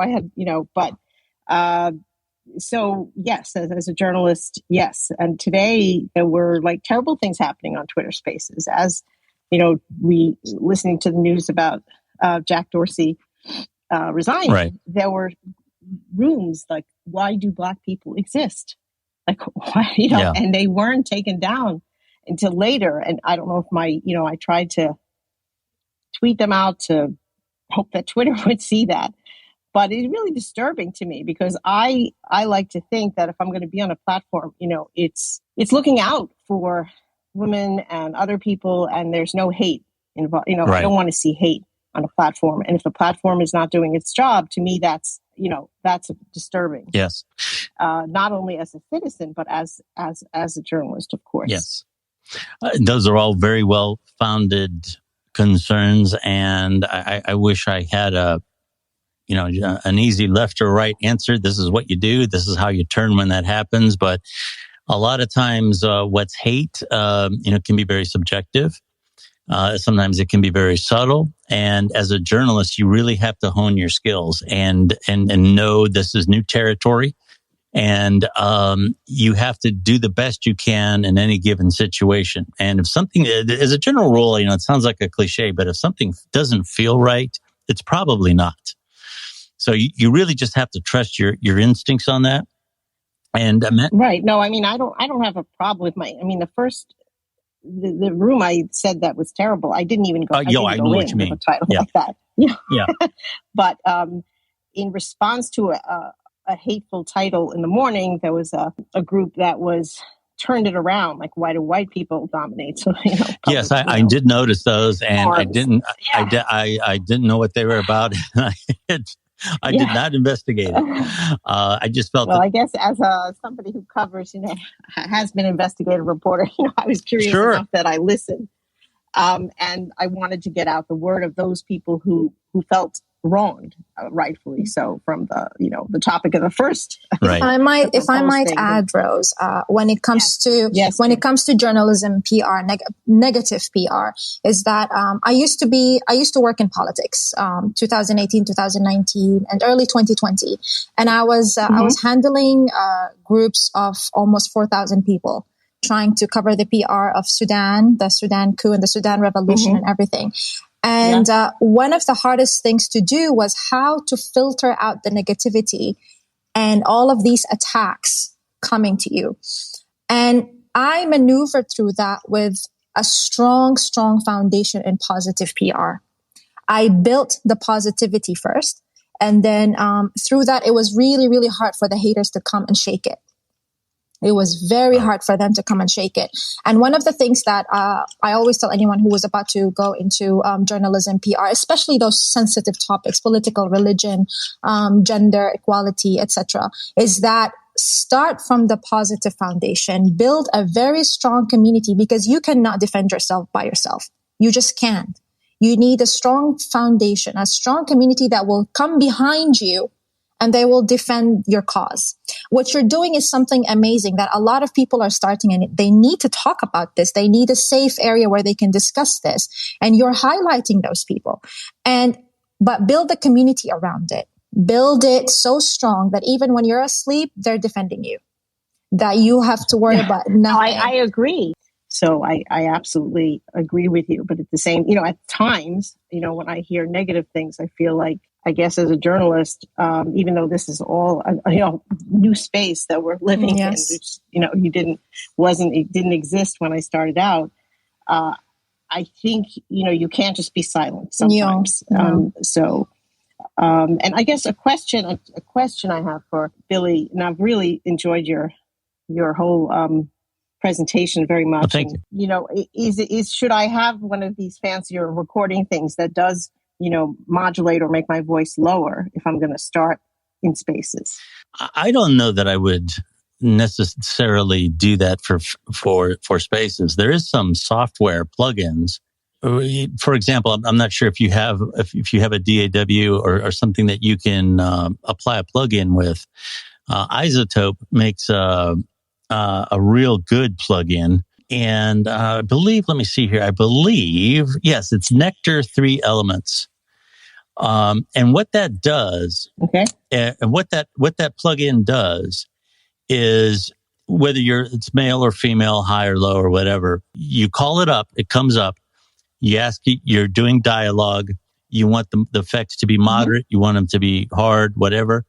And you start to play the track, and it will automatically find the best pitch and the best tonal qualities in your voice and accent them.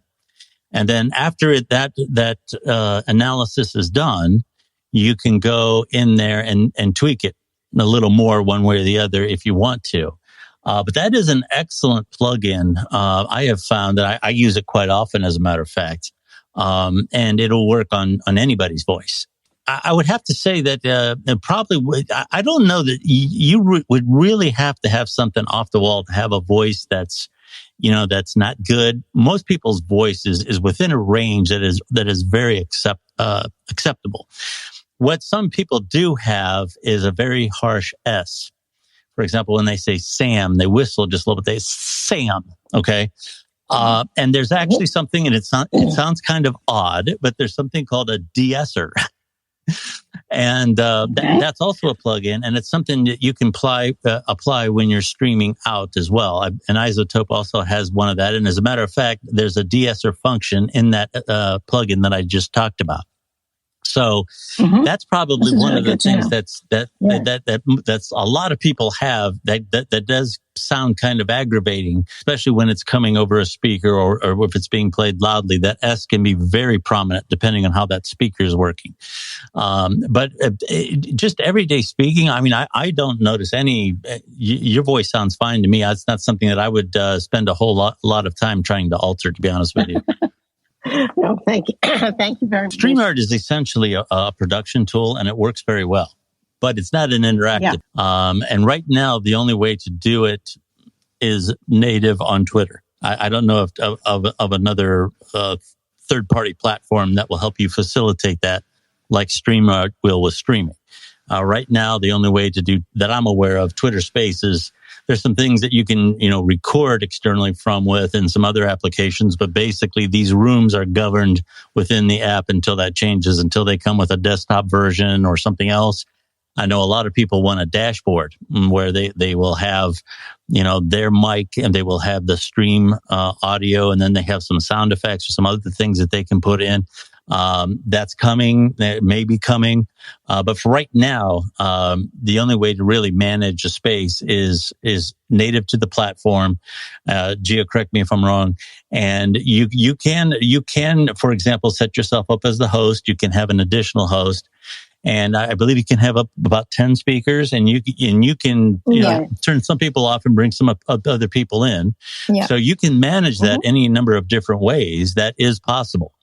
Yeah, absolutely. And this is where your creativity would come in. How are you going to utilize these tools to help you stand out? Like, for example, how are you going to take your live streaming experience? How are you going to cater?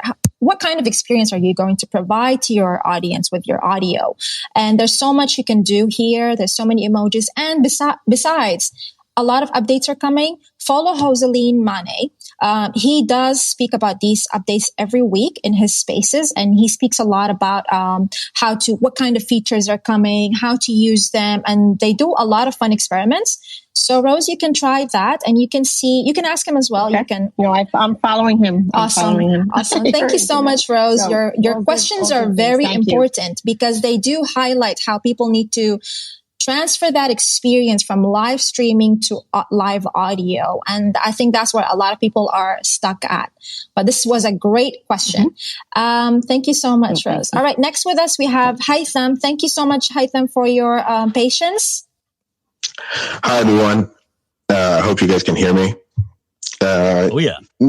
Actually, this is amazing. This is super amazing. I wish if I had an emoji for clapping, I would have been clapping for the past 2 hours. Honestly, the best space that I've ever been since I've been on Twitter Spaces. And I'm not trying to make this up, or I'm not trying to make it look better, but this is the truth, the absolute truth. This is the most amazing Twitter space I've ever been to. That's something that I really want to say and I really want to share. And I really can't wait for Gia produce her podcast episode, because I'm going to be listening to that episode almost daily for a month. I know myself. I really loved it because you touch up on points that I'm concerned about. I've been researching how can I make my audio look better, my voice look better, because I'm a product marketer. Although I'm in cybersecurity and my focus is cybersecurity, but because I need to create content in that field, it's kind of become more of my interest to look into that as well. So thank you so much, Billy, tonight, and thanks, Gia, for hosting this. This is amazing. So my question is, and that's for you, Billy or Gia, or Twitter Spaces has no time limit. We can run a space for 3 hours. 4 hours, and I've seen people go up to 6 hours. I don't know why, but it's kind of it could go that long, and it can be as short of 10 minutes. So what is the factor that determines how long you should hold your space, or generate any kind of I would say a social audio room, whether it's on Twitter Spaces or green rooms or Clubhouse. Yeah. And thank you. First of all, I want to thank you for all your kind words. And I totally agree with what you're saying about her voice. I alluded to that during the podcast. Your instrument is your instrument, and you have, just like a singer, you have to find the best way to bring out the tonal qualities that you have and just be comfortable with that. I'm not a proponent of doctoring your voice electronically or with software or anything else. That's not something that I really encourage people to do. In terms of the length of the space, I believe this is still evolving. Generally, I keep my podcasts on the shorter side. It seems that because podcasts are listened to while people are often commuting, or whether they're on their lunch break, or maybe they're on the treadmill, it seems like 30 minutes is a good time frame for me anyway, and a podcast. When you start to get up on an hour, you're on borrowed time in terms of how long you're going to retain that audience. With Spaces, it's a little different, and maybe Gia has some better input on this. But with Spaces, it's a little different because it's very purposeful. People sit down for the purpose of getting the content. So you can retain them longer. But I know sometimes these things have gone on for hours and hours. I would probably say that's too much.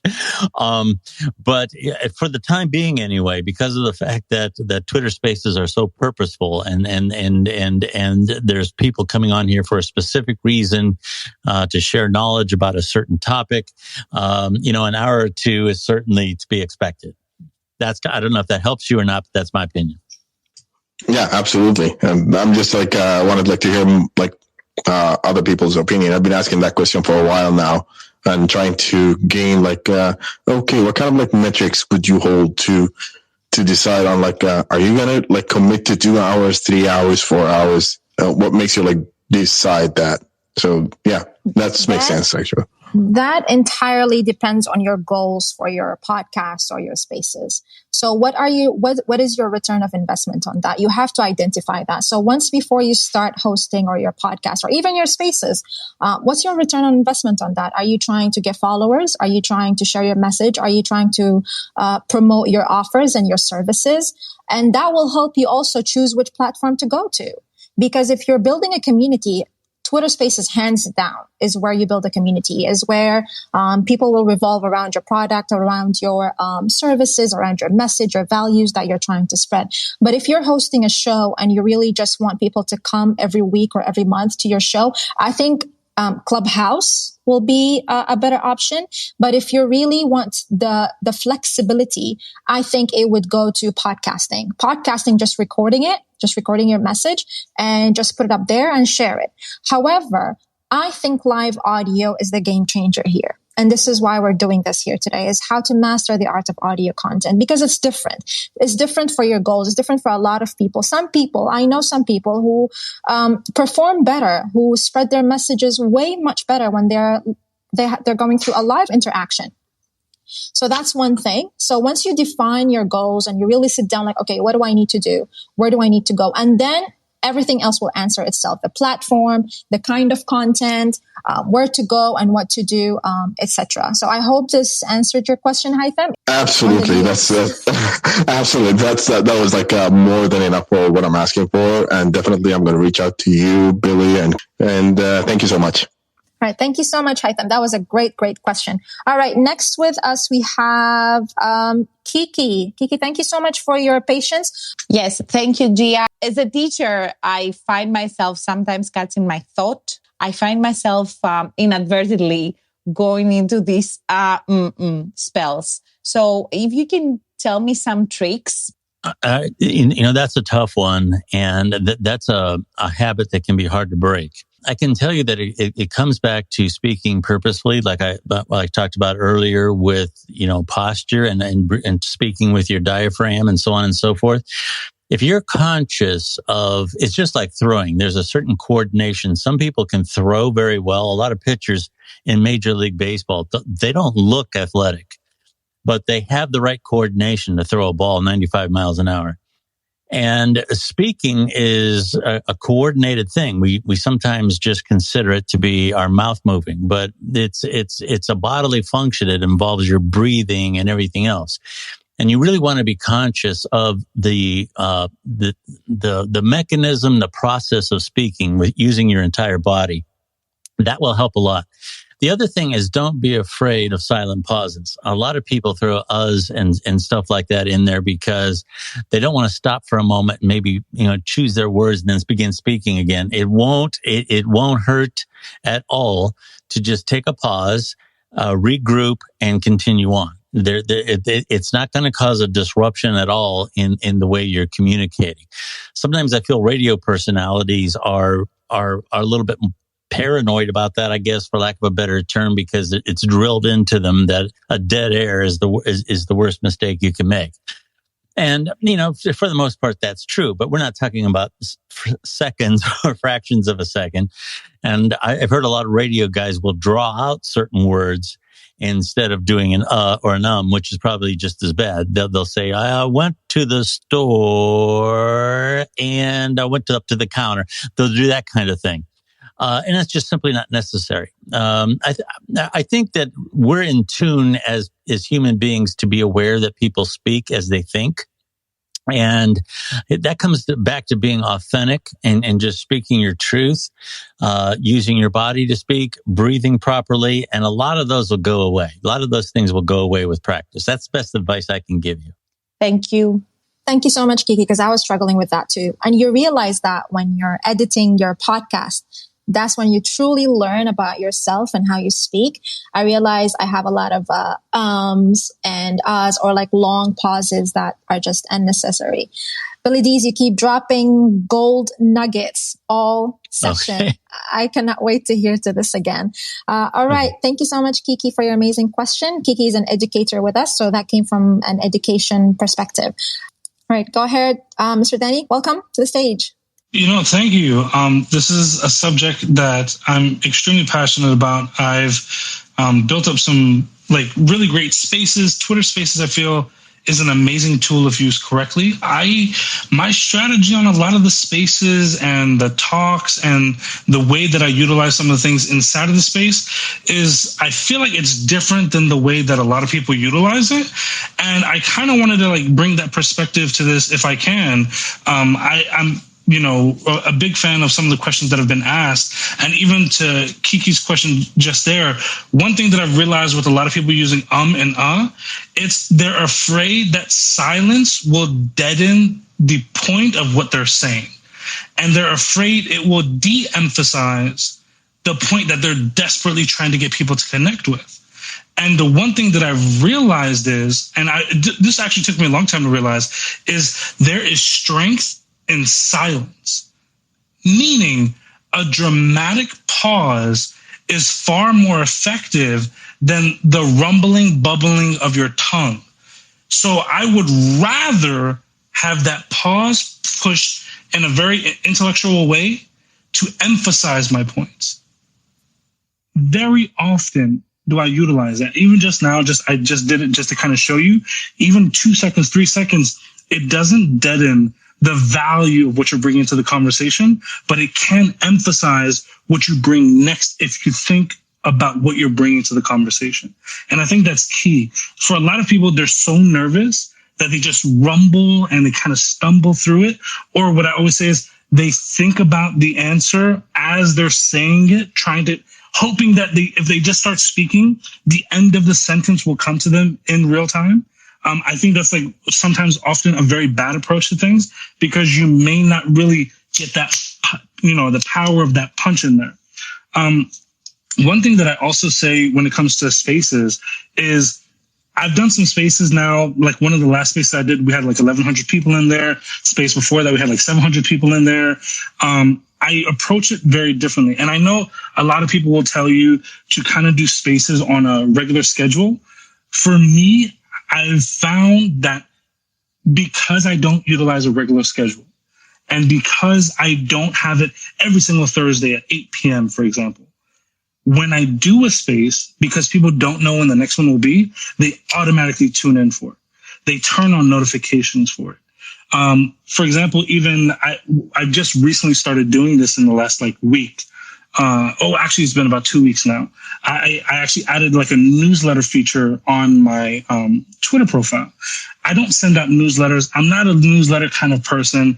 The reality is I don't feel like actual newsletters are oftentimes read, more so as hidden spam, or maybe if they have that time, one time a week, they may open it or something.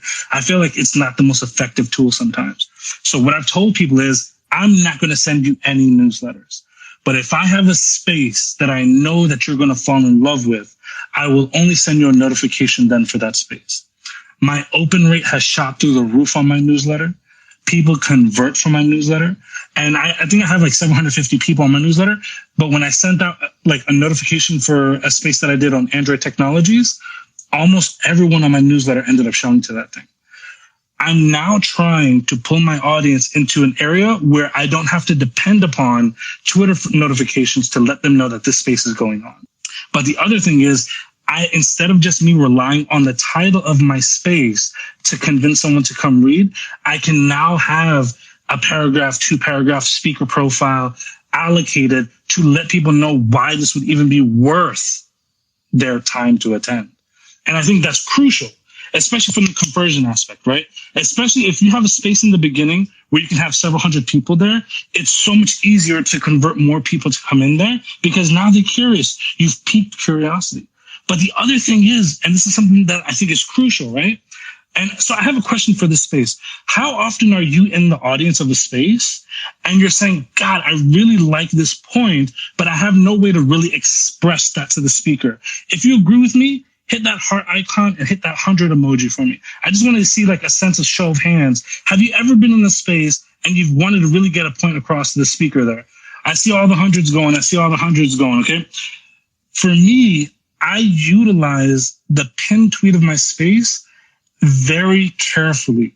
And I will pin a tweet at the top of the space where questions can be asked from the audience, especially if I have a panel of experts in a particular subject. So that way, not only are they heard, but it's easier to go through, 100 requests or questions as opposed to 100 potential speakers trying to come up.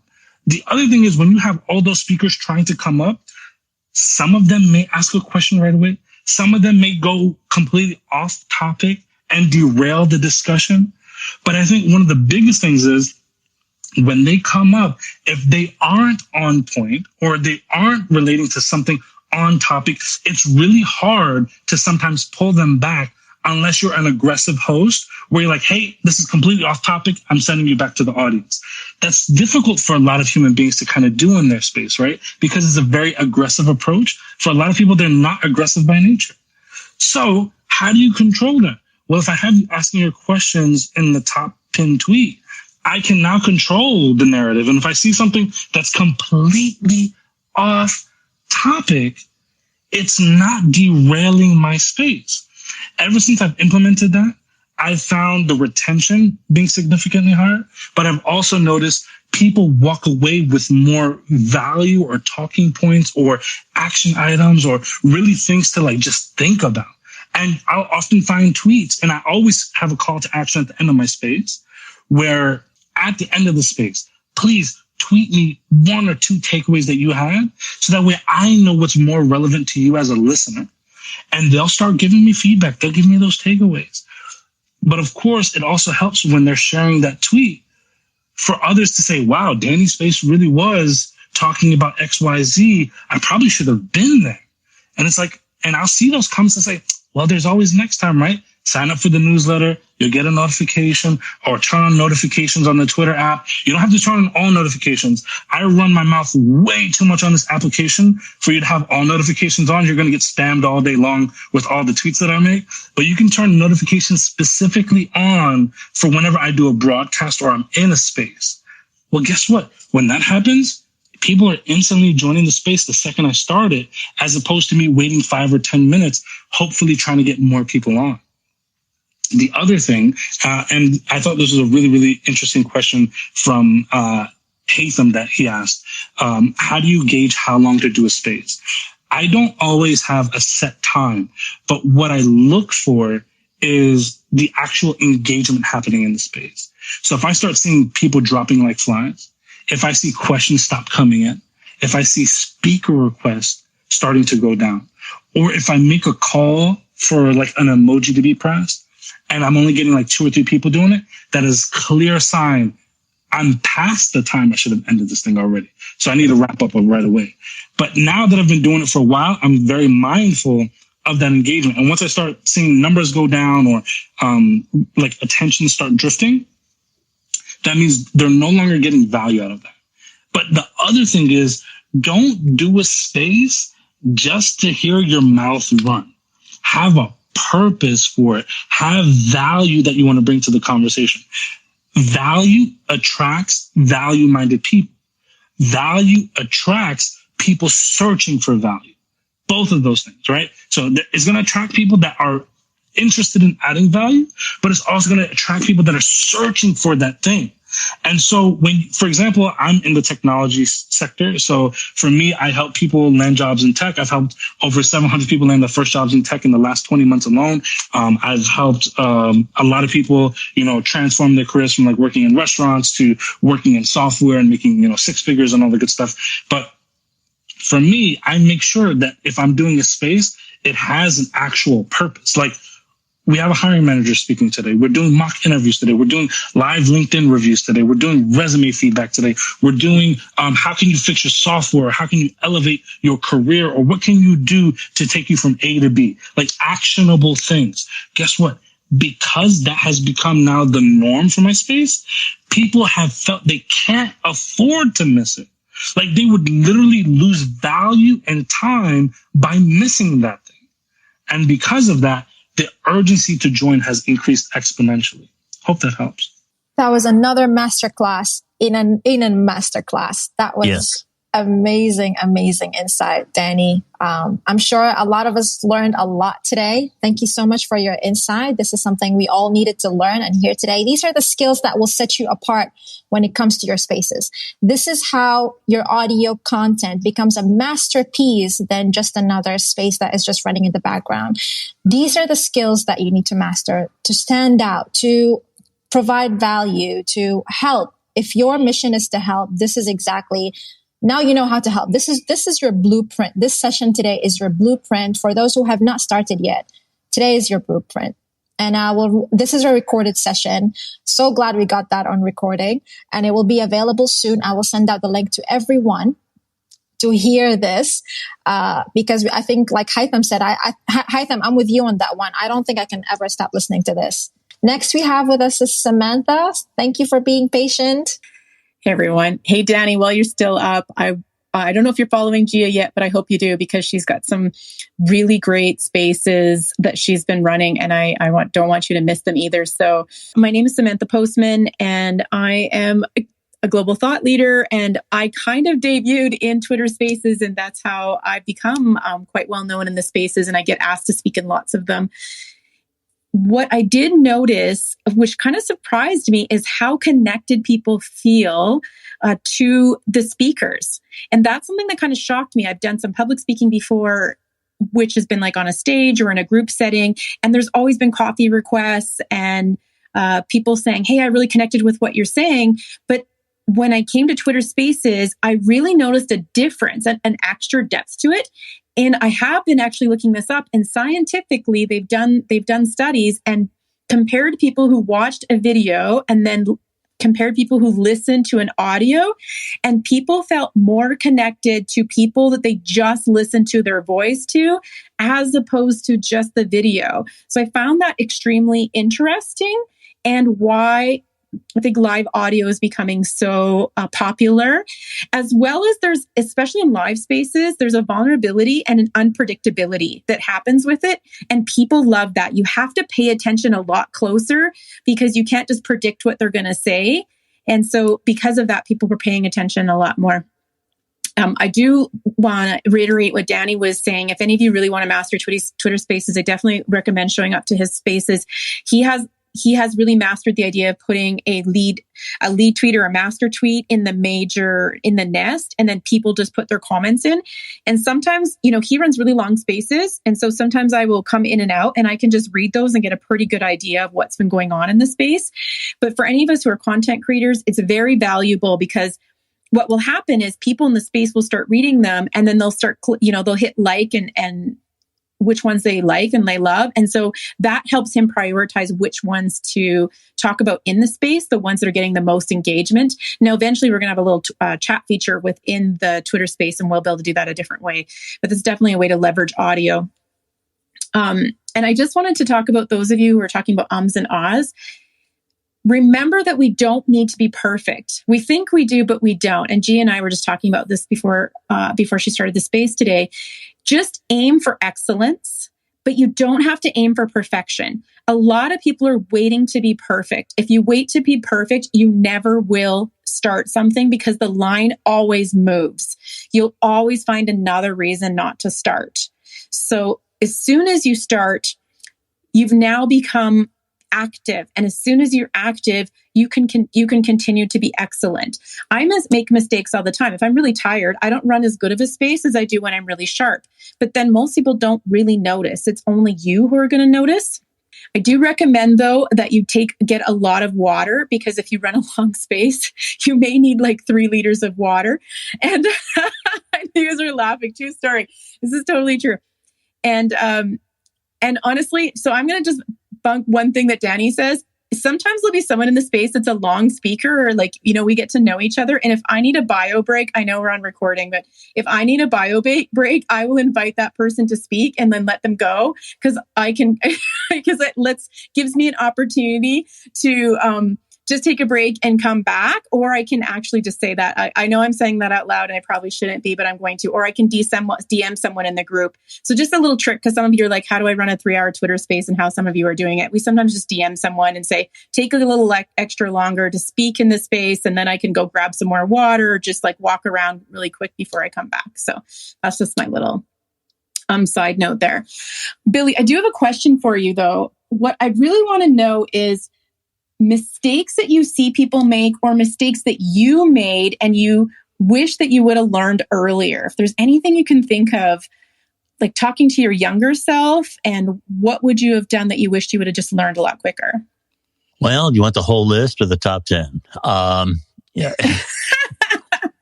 Exactly. It's very hard to second guess yourself.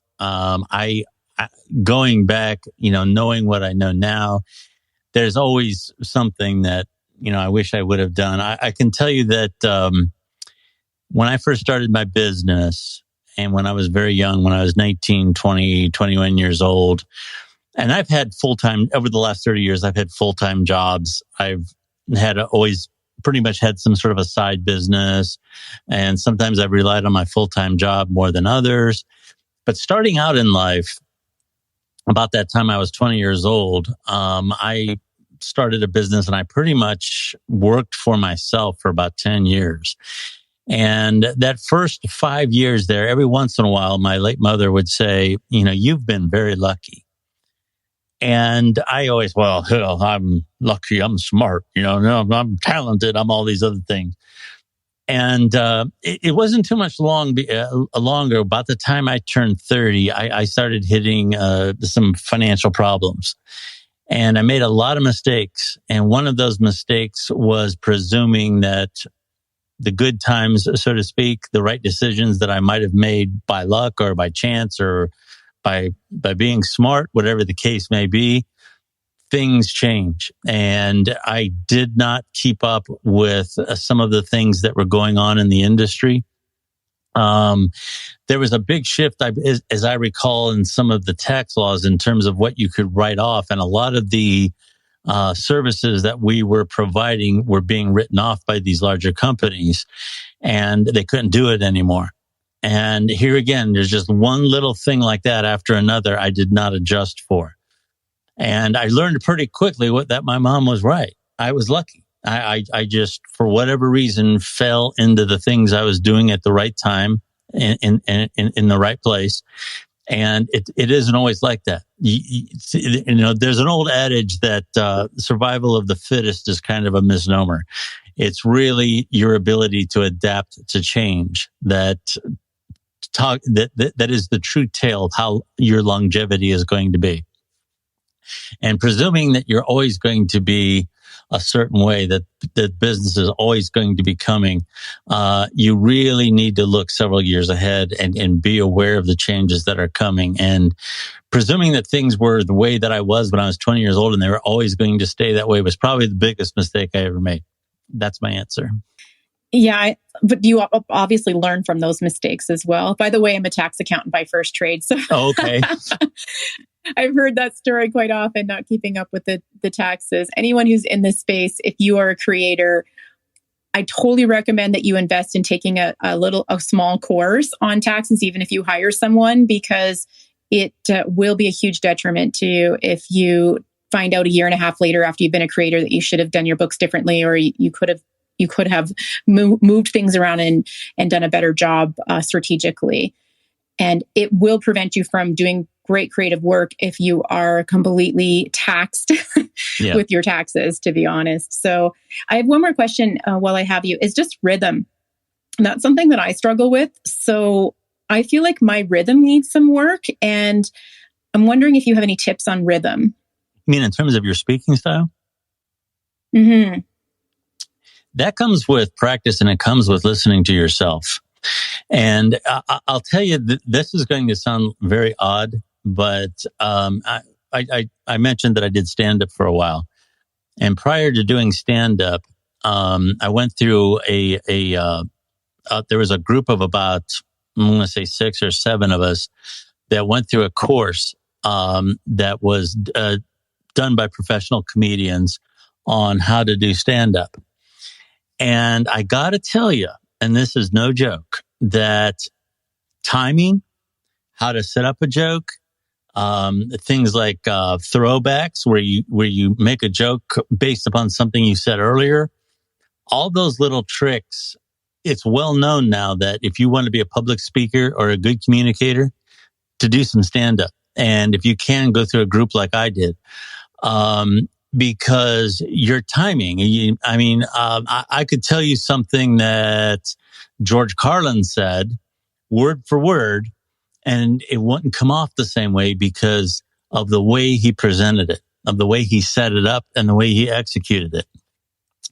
And a lot of the people that I found out went through this comedy course that I went through actually did it just for those reasons, to improve their public speaking, to improve their confidence in front of people.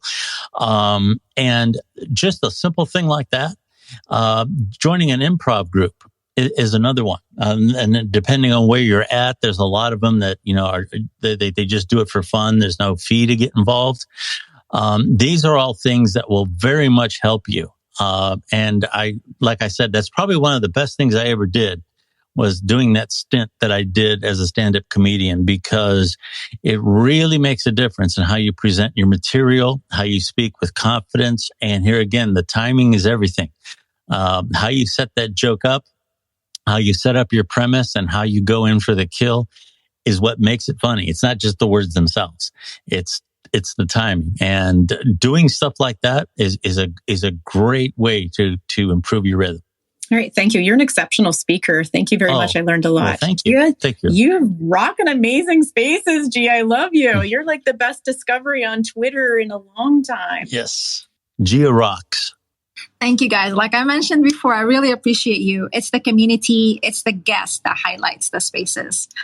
It's the gems that happen in the spaces. But thank you so much. Thank you for your great questions. Every time you guys come up here, you ask amazing, amazing questions. And Billy does not fail to deliver. Thank you so much, Billy. Hi, Brittany. You're on stage now. Brittany is an amazing journalist, young journalist. And she's pretty good with her Twitter live chats. We have pinned some of the main points that she has highlighted during the space up on our nest, so you can check that out. Well, this has been a great space. It's been great to hear you, Billy. I've been following you for a while. Thank you, Gia, for this space. Question for you, Billy. Do you have any podcasts you recommend listening to help you do podcasts? That's interesting. You mean one that's not necessarily you're listening to model after, but one that's instructive? Mm-hmm. I don't know that I do, quite frankly. There's probably some forums and some things on LinkedIn that I've run across. I spend a fair amount of time on LinkedIn, and there's a lot of that type of content on there. But a podcast about the process of recording a podcast, I'm afraid I don't have any good suggestions for you there. I definitely enjoyed this space. I've learned a lot. I'll have to go back and look through my live tweets and Rose's too, because she has some amazing ones as well. Thank you for sharing all this good information. Thank you. Thank you for your question, Brittany. That was a really good question, is where to start, where to go for inspiration. And thank you for your patience and your amazing live tweeting skills. That was pretty cool. Next, we have with us Rob. Thank you for being patient with us today, Rob. You're welcome, Chia. I'm glad I'm here. I'm glad to be listening. I should have my water. I've listened to Billy D, and to his what I received from Billy listening to him is the genuineness in a person that space is offering. Now there are people that can con you better than others, but mostly I believe it's you could tell by somebody's voice if they're being genuine and keeping something flowing. So what brought me here to ask my question to Billy is the tweet in the nest of, should politics be a part of your marketing and branding? And because I'm retired, semi-retired, trying to figure out something to do. I'm really into politics. I try to be unbiased on both sides. The news outlets do not give us the true politics anymore. And to any of the journalists here, I do follow a good group of investigative journalists. One actually got kicked off Twitter today. Not quite sure why. Still trying to ascertain that information. But I'm considering on doing like a 45-minute news, and some of you older people that might be probably younger than me, but I'm probably older than a lot of people in here. Paul Harvey. I used to listen to him at my lunchtime when I was working construction. And it was, a good half hour of informative information on what our politicians are doing. And but I want to include more than that. So I would probably do something else. So I'm trying to develop something with some investigative journalists. And I know that, the journalism these days is being squeezed by ads, and not real journalism is really being effective to our country here in the United States. Keith, I love your accent and I love your excitement that you bring to everything. I've been really trying to learn. I fell off because I was listening to Billy and how his microphone was working, and I always, I questioned about my microphone. So I, right now, am not in my earpiece, but I'm in my wire into my iPhone 13, and I was trying to search where that little tip that Billy said for the adjust settings. So I went to my adjust settings on my Twitter, on the Twitter spaces here, and it says sound effects, and it seems like they're on. So I don't know if that's helping my voice or not. And I don't necessarily worry about that. It's the content that I want to try to bring to the masses and try to build up a flow. So with that being said, Billy, my question to you is politics. Should we be doing like a Paul Harvey 45-minute show and getting the real news and information for the country here? And I'll very briefly give you a little backstory. And here again, this is from my perspective. In the 1950s, into the early 1960s, news was considered a public service. It was something that the broadcasters did begrudgingly. Okay. And, we want, I Love Lucy on, that's what makes us money. But, we got to do this news thing at 7:00 or whatever. And what really changed that was a very tragic event, which was the anniversary of which was just a few days ago, was the assassination of President Kennedy. When that happened, the entire country was glued to their TVs for 3 days. And that he was assassinated on a Friday. And then on Saturday, I believe it was, his assassin was subsequently assassinated. And then there was the funeral on Sunday. And the country was riveted to that. And it occurred to a lot of suits sitting up on the top floor that news can sell cereal. And of course, the 1960s were very rich in news stories. There was the civil unrest, there was the Vietnam War, there was all these other things. And then the 70s brought along Watergate. And at that time, in researching this in the past, that's kind of when a lot of the commentary started getting mixed in. There was all these journalists that realized that millions of people were watching them, and they would, this bravado of what did the president know and when did he know it and blah, blah, blah, blah, blah. And as time went on, what happened is in the race for ratings, the race to be first, the race to have the most sensational stories, is that news became de facto entertainment. And with the 1980s and 90s, you had the 24-hour news cycle starting with cable TV. And the chase for an audience became to tell that audience what they wanted to hear, to keep them engaged, not to tell them what was true. And in the last 20 years, in the last 10 years in particular, this has been exacerbated, if I can get the word out, by the fact that social media now is giving you the quote unquote, the news you can use, which is code for the news that you like. And the chase for clicks is just as big as the chase for ratings in broadcast radio and in broadcast TV and in cable.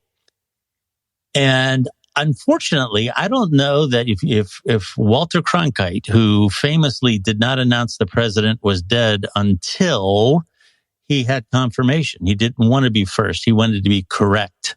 Okay. A square looking guy with dark rimmed glasses and a pocket protector reading a bunch of facts. Would that sell today? Would that have an audience? I don't know. I think that a lot of the things that we complain about in terms of the news and the stuff that's available is because of us. We're bored with a lot of cumbersome facts. We want what we already to believe to be true to be validated.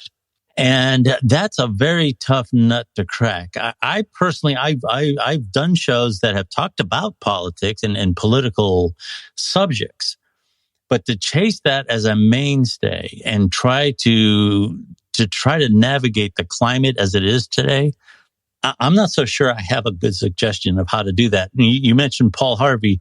Here again, I'm not sure his brand of matter-of-factness would sell today. He wasn't jumping up and down. He wasn't berating one president versus another. He wasn't doing those kinds of things.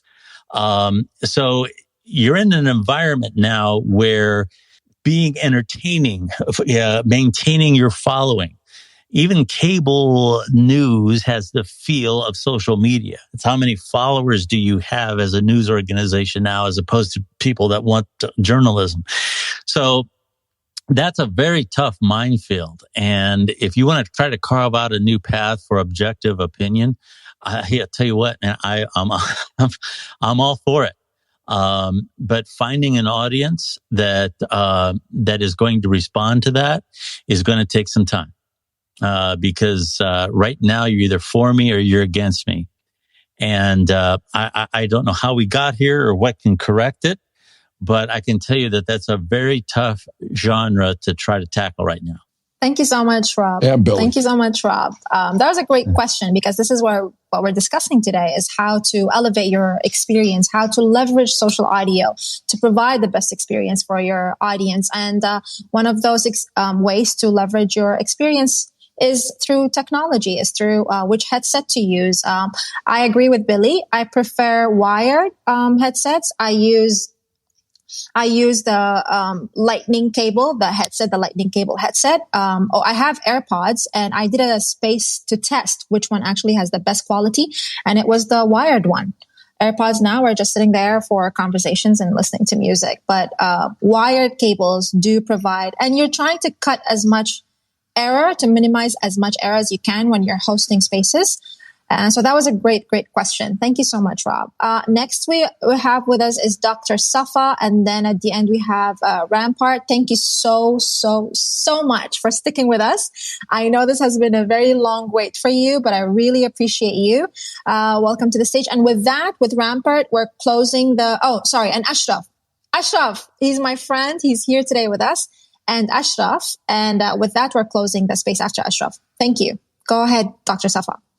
Well, thank you so much. So before I ask my question, I want to go over like a couple notes I collected from the speakers before me, if you don't mind. Of course, sure. Go ahead. Yeah, of course. But by any means, I'm not a public speaker or any kind of expert in this area. I'm even though like I worked in research for 4 years and I presented my research like nationally, internationally, but it was like very specific, very scientific, and and it was my work. So less like anxiety provoking than public speaking and interacting with people.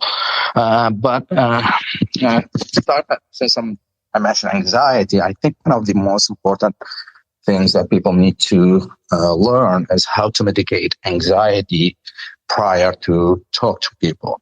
And what I've noticed, like in the spaces I've been, a lot of speakers, maybe not the host, but like whoever like come up to the stage and speak, there are like the origin of the anxiety. I see it like comes from two things: responsibility and isolation. Because there is like this mindset that we carry even when we go, like, for example, to an interview for a job, that either we're going to win or lose. And actually, there is no losing part here. You're not losing anything. It's just like maybe you're not winning, you're not reaching your goal, but you're not losing anything. I know it's hard, like it's not a switch to change the mindset, but I think reassurance and understanding are the keys here. And also the other part is the isolation, which means the fear of rejection and not belonging to the community. That's another part of it. And I think this part, it depends on the community and how welcoming it is to reassure the speaker to be part of it. The other thing, I think Samantha was talking, and also somebody else talked about like poses and posing during speaking. I think here's the thing about the ums, like when we mumble like between sentences. So this is kind of like an instinct behavior we have, because our brain doesn't like gaps. And basically our brain is filling those gaps for us while we're formulating our thoughts and come up with the next one. But I think pauses can be used strategically, either like to switch the topic or just observe the reaction. And I think in spaces, the reaction is less, unless you ask for the reaction with hundreds or hands.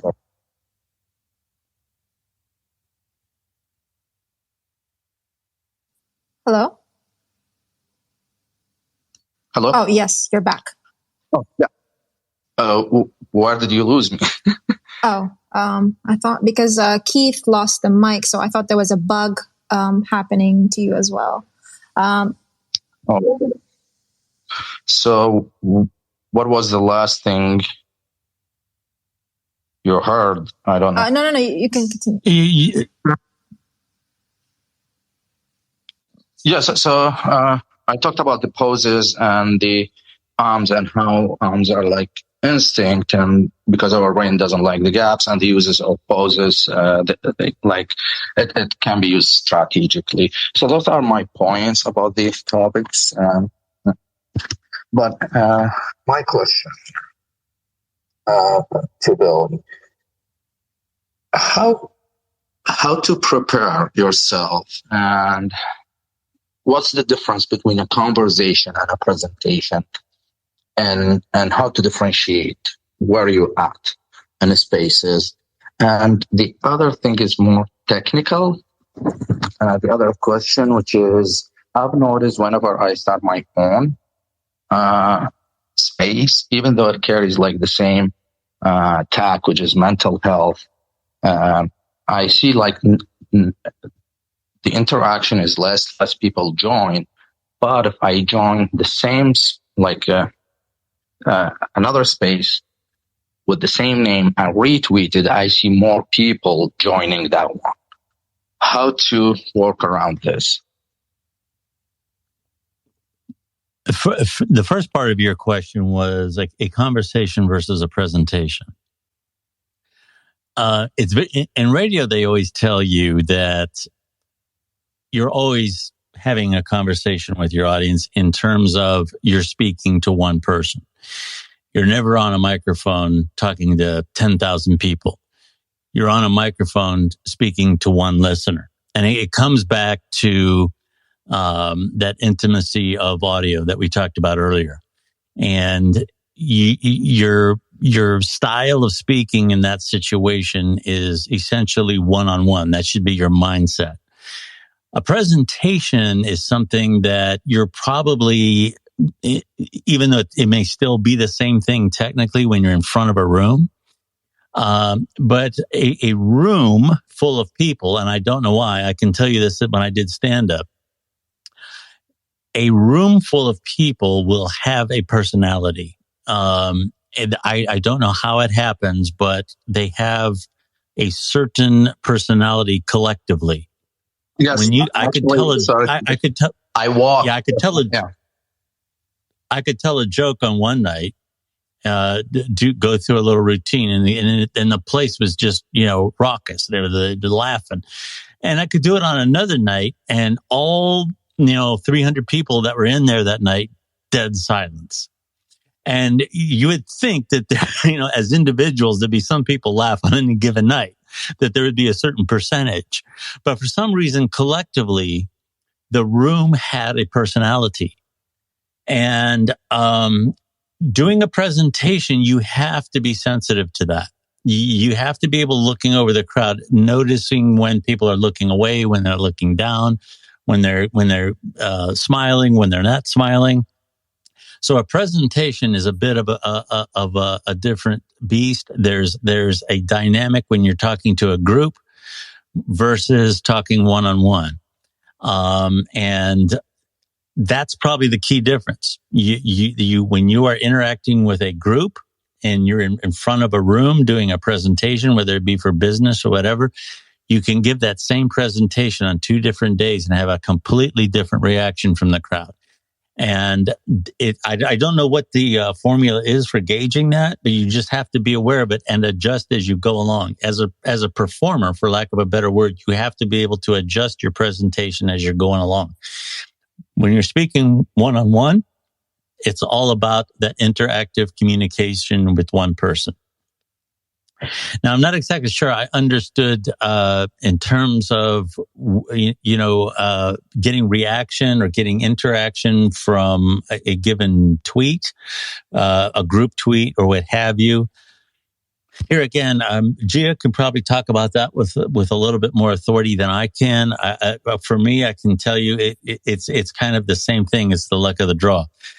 There's a certain time of night when a certain group of people come together that are very interested in a certain topic, and a given tweet or a given group tweet is going to work very well, and there are times when it's going to fall flat.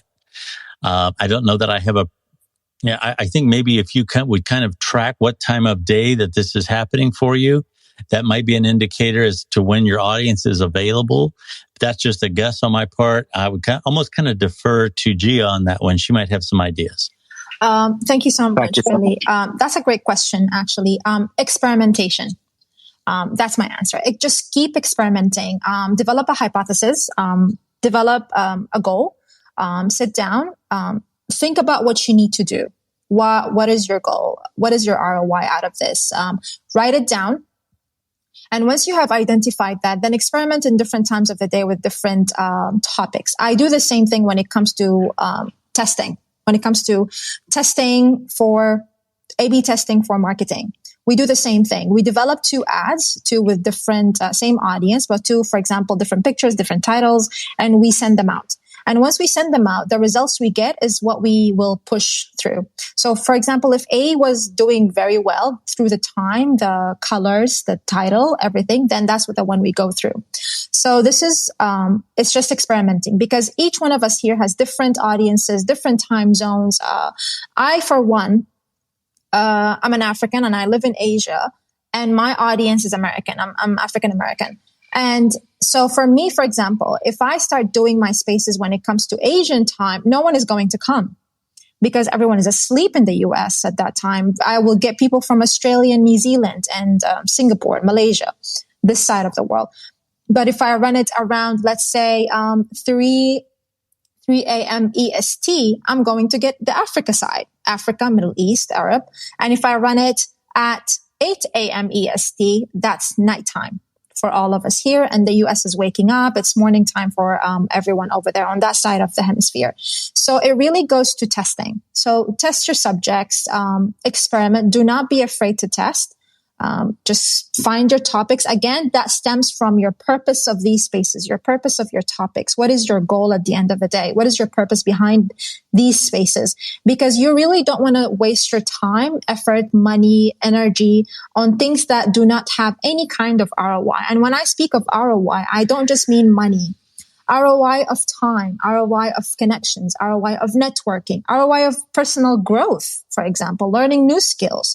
These are all ROI elements that you can use and incorporate into your strategy when you're hosting your spaces, when you're pushing out content, when you're deciding where to go. So once you define that, everything will just fall into place, and you'll realize, and then after you have fallen into place and now you know where to go, it just comes to consistency, determination, and actually following through your plan. And if it doesn't work, stop. Just stop and re-strategize again and start over. It's okay to start over. If your show, for example, my show, Twitter Spaces Decoded, after some time, after I see people are getting kind of tired of it, I don't have guests anymore to add to it, I will move on. I will move on to something else, to something that will highlight my growth and the growth of my audience as well. Because right now we are at the teaching stage. We are at the, what is Twitter Spaces? How can I start? What content do I do? What is audio? Do I even need it in my marketing? Do I even need it for myself? Is it something else that I need to learn right now? So once my audience have moved from that and now they have mastered these basic skills and the foundation, then we move on to the next level, to the next phase. So just to summarize it, testing. Experiment, test, do your A/B testing. In marketing, we call it A/B testing. Develop a hypothesis, test your hypothesis, and just go on with it. This is medical geoscience speaking. I hope it's clear. So, yeah. Thank you so much. All right. Amazing. Thank you so much for your question, Dr. Safa and Billy Dees, and thank you for your patience again, Dr. Safa. Next we have with us is Rampart. Good evening, Gia. Thank you again for such a wonderful space. I walk into these spaces open-minded and I leave full of new knowledge, and that's wonderful. My first inquiry would be towards the listeners, yourself, the speakers that have been here, and perhaps our listeners as well. I'm myself going through several audio checks with different mics, and could I get just a general quick opinion before my final follow-up on what my sound is like at this time? Being a Toastmasters, a professional speaker in my right, professionally as well, I'm basically looking for some feedback from professionals such as yourself. If I could get some feedback on that, thank you. The voice quality is great. Absolutely.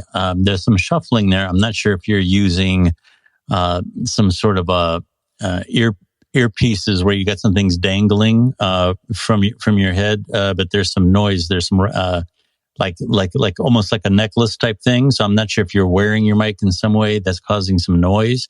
But the voice quality is excellent. It's very isolated and it's very rich. Thank you. And I believe whiskers get in the way of microphones too sometimes when they're dangling from your ear. Yeah, sometimes. Exactly. And there's 2 points I wanted to bring up to finalize before we listen to Sharaf, who definitely thinks like a champion. I've heard him speak before and I'm looking forward to it. First off, to my associate Keith there, Keith, I think you need to add a little bit more chitter chatter about barbecues and cooking on the Barbie if you're wandering around in such good weather in your bare feet and your Bermuda shorts. As where I am, it's currently minus 13 degrees centigrade and quite chilly. With that, I'd like to just close off with thank you all for your time. I've taken up a few minutes of it. I do like to leave a positive thought with all of my listeners at all times, and that following thought is this. Every year, we're given 525,600 minutes of time, and I thank you from my heart for the few minutes you spent with me. So invest your time wisely. It will give you the greatest return on investment. And with that, this is Rampart signing off. Thank you for your time. Thank you. Thank you so much. That added a whole different flavor to this space today. This is exactly why I love these spaces. This is exactly why I love these communities. This is something that you cannot tap into anywhere else on the internet. Thank you so much, Rampart. You're one of my favorite speakers officially in spaces now. At your service. I'm at your service anytime. Thank you. Thank you so much. All right, Ashraf, our last speaker for today. Welcome to the stage. Thank you so much for being patient. Well, it's a pleasure. I hope you can, and I hope you can hear me clearly. Yeah. Yes. Okay. So it's amazing, and it's a good example of how spaces just connects, communities. I mean, I'm speaking from South Africa, so it's 5 o'clock or 6 o'clock my time. Obviously, much later in Australia, much earlier, or the previous night in the USA, right? But certainly we are connected. So, I mean, I find this space fascinating. I've just some thoughts from my side. I've done 6 spaces so far, always on a Monday afternoon. Why? It's a combination of gut feeling and what suits my time, to go back to the point that Gia has made as well, right? What works. And I don't quite know still whether it's the right time for me. We shall see about that, right? But a few thoughts that emerged from the previous callers, listeners and speakers, is the issue of news. So I've spent a career as a talk show host in South Africa, as a television presenter, and very much as a public speaker, and I still do a lot of that. As a conversation strategist, including public speaking, moderating, media training, facilitating. So this is very much my space, right? But having said that, what appealed to me about the Twitter space immediately was that I just loved the fact that you didn't have to leave the Twitter platform. It's not Zoom, it's not Microsoft Teams, it's something like that. So you already have a captive audience, which I think is amazing. Often on other platforms of webinars, you have to then suggest people, well, follow me on Twitter, follow me on Instagram, or something like that. In this case, you're effectively having a webinar, and you already have a social media following built into the webinar, which for me, I think is the great strength.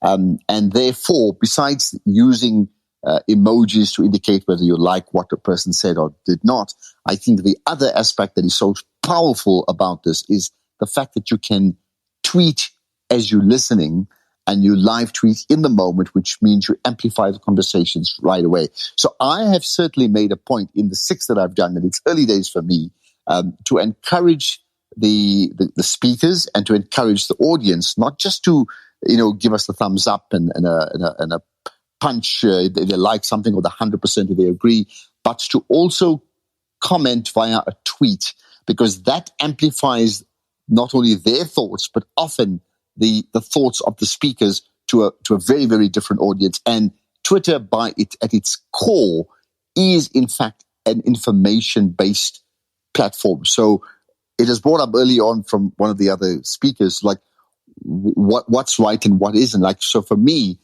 as a very much newsy current affairs talk show host type of person, that's why I use Twitter. That's why it's indispensable to my daily life, because I need to follow the news beat, right?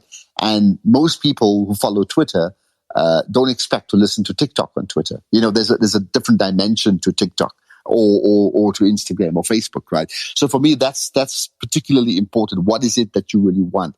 That's the one thing. The other, in terms of the time, so in the 6 that I've done, 4 I've only done for an hour, and deliberately so, planned it for just 1 hour, because I felt, honestly, that's the time I can allow, that's the time I can afford on a non-paid Twitter space at this point in time, right? I did find, however, there was, and in that initial period, I did not take any callers. So I had one strong guest, and yes, as Rampart, glad that you tuned into or hopped into my space, Rampart. Yes, my space is very linked to a project called Champion South Africa. So we use the hashtag, going back to hashtags I think are really important. Hashtag Champion South Africa, spelled fully. And therefore, the conversations I'm having at the moment are linked to Champion South Africa. They're either about issues that move us closer to becoming a champion nation, or take us further away, and how do we fix that? Or we focus on champion people, because champion people for us builds champion nations. And that's the core. So that's the theme that I fit into when I decide on a topic. And I've had super guests linked to what I do. But up to now, it's been no callers because I chose not to have callers. Okay. But I decided last week, because I had a few people say, come on, give us a chance to say something. And then last week I changed that. And then we then allowed callers. And I can tell you now, what it did is it moved the audience from a 1 hour conversation to 1.5 hours. And yesterday, 1 hour, 45 minutes, because obviously callers reflect a different dimension.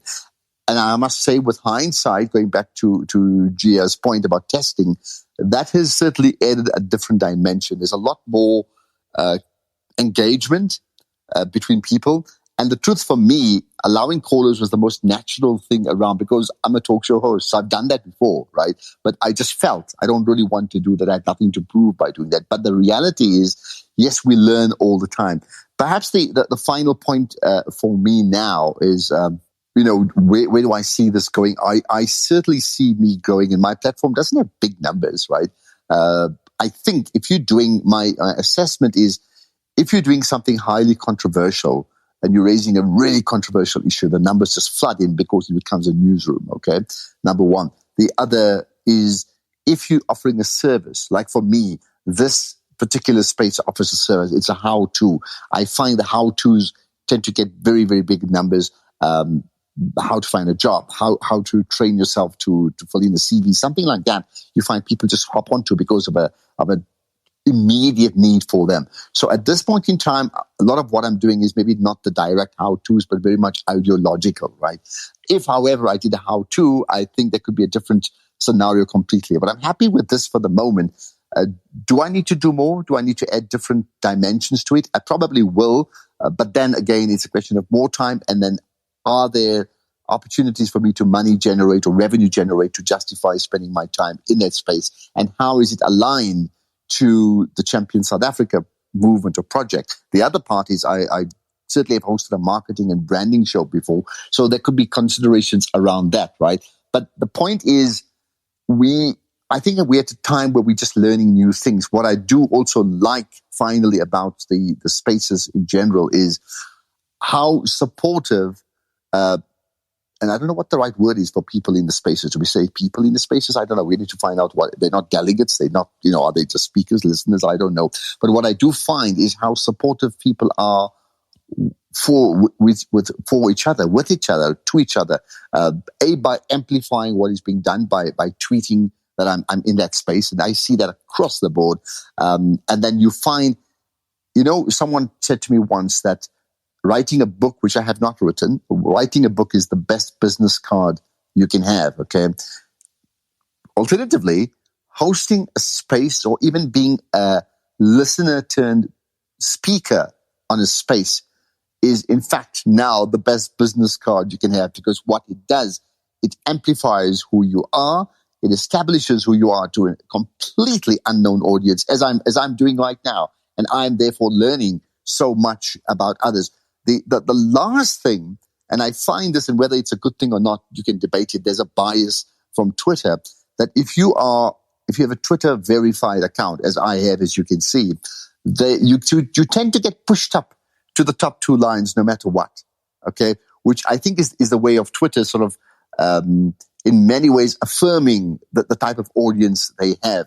But from my side, when you get pushed up, even if you're not a speaker, it does showcase you, and therefore that point that I made earlier, you're a shop window to a phenomenally new audience. Even if it's not a big audience, it's an audience, and it can be an audience you can leverage off. So I can't say more, but that's what that's just some of my thoughts for now, Gia. On the other hand, I've learned a lot. I think Keith has connected with me about recording. I currently still battling about the recording and the type of devices to use. So I'm speaking with an earphone just off my Apple mobile phone now, whether that's the right thing to do or not.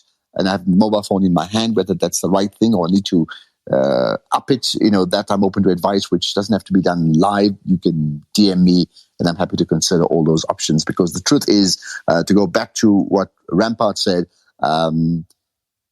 champion people build champion nations is very much the mantra of the Champion South Africa project. So it's really important for me that if I'm going to do anything, for goodness sake, you have to be the champion. And the best way to do that is do it the way champions do. So yeah, that's my thoughts for now. Thank you so much, Ashraf, for your thoughts. And I love what you said there. You have to be the champion at what you do. Exactly why we're here today. We're teaching and we're guiding with Billy D's expertise on how to master your craft, because that's what sets you apart from the rest. And yeah, no, I think you're spot on. If we're going to do it, then let's do it to the best of our abilities. Let's up our game on the one hand. But also let's accept the fact that we're actually not in competition with each other.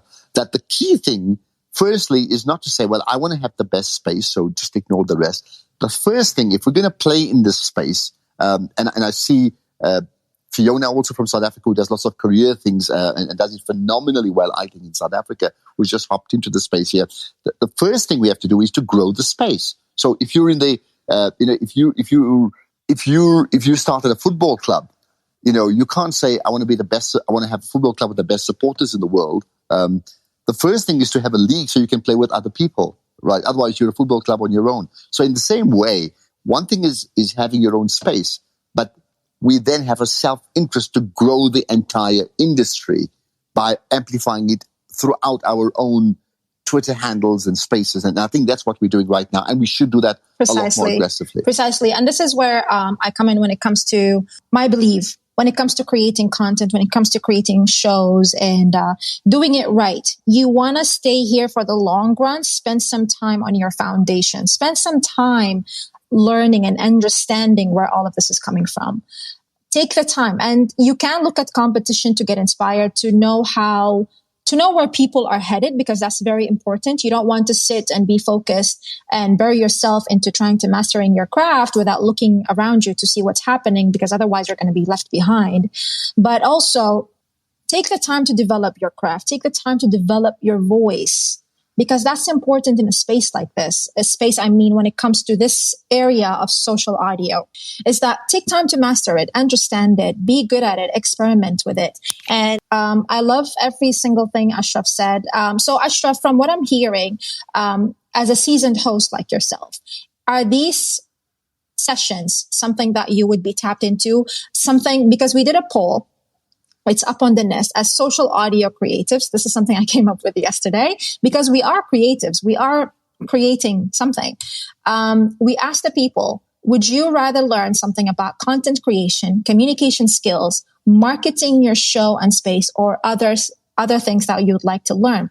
And we have 43% of people asking to know how to market their show and space. And I was actually surprised when I saw it was only 13% of people who wanted to learn about communication skills, because that's mastering your audio content. If you don't master your voice, if you don't know how to identify your message and refine it to stand out there, it doesn't matter how many times you market it. It doesn't matter if you hire the best PR agency. Content, and quality is what comes first. Yes, to answer that, I think you're spot on. If you ask me now, what's the one thing that I would need? I certainly would go for just advice in terms of how to market and how to grow my own platform, because it's very early days. That's the one thing. But to answer your question, how much do you need to invest in understanding your own voice and your presence on the platform? So maybe initially for me, that's not my priority, purely because I like to think I've done so much of that on other spaces before. It's not a priority, but it doesn't mean I mustn't learn, because one of the things I've had to make reflect on it in terms of our mindset is, when you host a space, do you come across, or should I, as Ashraf Garda, come across as a talk show host, as a moderator, something I've done extensively? Or do I and I'm very much an interjectionist. I really moderate conversations. I don't let it sway to other ways. Or do I actually open the space to very much the type of conversations you'll have in a lounge? And what's right? I don't know. I'd be willing to get your feedback. So the truth is, yes, we need to find our spaces and our space and our voice within the space. And therefore your to look at your poll, I mean, I would answer yes to that as well. To your question is, do I need to invest more time in understanding my voice and my presence within this particular tribe and whether this works? Because the truth is, I think of myself as a conversation strategist, which means allows me to do different things. But in doing different things, we have to know that what's right for platform A may not be right for platform B. And I use the example of social media, which is, if you think about, again, Facebook, TikTok, Twitter, Instagram, LinkedIn, blah, blah, blah, each one of those platforms are different countries. You can visit every one of those countries, but when you visit those countries, try and at least have a basic understanding of the language of the people of that country. So in the same way, you need to have an understanding of the basic language of the Twitter Spaces. What is it that works on Twitter Spaces may not work on an Instagram Live, and I don't think it does work on an Instagram Live. So the truth is, for me, I'm here to market, but I'm also here to learn a lot about getting things right, because I think that's really important. I absolutely agree with that, because that's the first stepping stone. And that's why we had our amazing expert speaker today, Billy Dees, where he dissected the genesis of audio, the history of audio, and how we got to this social media revolution. And we're going on the 3-hour mark for the space. Good job, guys. It's a marathon. Thank you, everyone here who stuck with us for the past 3 hours. I truly appreciate you. And Twitter Spaces, the reason why Twitter Spaces stands out is because it enhances the sense of community. You cannot have that anywhere. It just adds a catalyst to it. It's a catalyst to everything beautiful we have, but then you add Twitter Spaces to it, and then that's it. And Billy, would you like to say anything? Yes, go ahead. Yes, I want to thank it. I just want to thank everyone for contributing. Everyone that I listened to today, I took something from. I've caught a lot of you in other spaces, and I really appreciate every single one of you. I got a lot from this, and I want to leave you with a quote. It's a very short one. It's by Maya Angelou, and the quote is, "This is a wonderful day. I have never seen this one before." Thank you very much. That was the best closing. Thank you so much, Billy, for being with us today, for showing us how through audio, audio is an art, and that when you master it, you create a masterpiece, that you get your message across, and how you took us through the journey of time with audio and how it developed and how we can use it now with tips and skills to master for the future, to enhance the experience that you're providing in Twitter Spaces. I hope everyone learned a lot today from Billy and from the panel of speakers as well. And Keith, would you like to say anything else before I close the room? Because we're wrapping up soon. Yeah, let's wrap that up. First things first, every single person in the room simultaneously has to give Gia 100. If there was 1,000, I would recommend that, but there isn't. For those people that still have 100, just light up the room with 100, because Gia gave from her heart for 3 hours of her time. And we mentioned a couple of times and several people were mentioning the ROI. Well, I can tell you what the ROI is. We made the dashboard and we reached a collective total of 210,000 people around the world. The collective following of the speakers that were speaking at that moment in time could have reached 210,000 people. That's a win.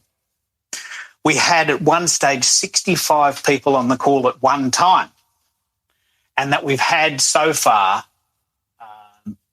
375 people in the course of this 3-hour period listening to these speakers. So if you think that it's not worth it, you're wrong.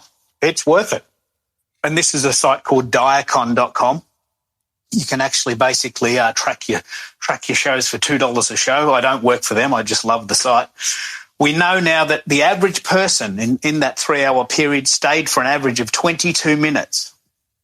Some people stayed a lot longer. Some people didn't stay very long at all. But the average person stayed 22 minutes. The show went 3 hours. There was 375 people in the call, and we touched the world. Canada, the US, Malaysia, South Africa, Australia, Ireland, the UK, London.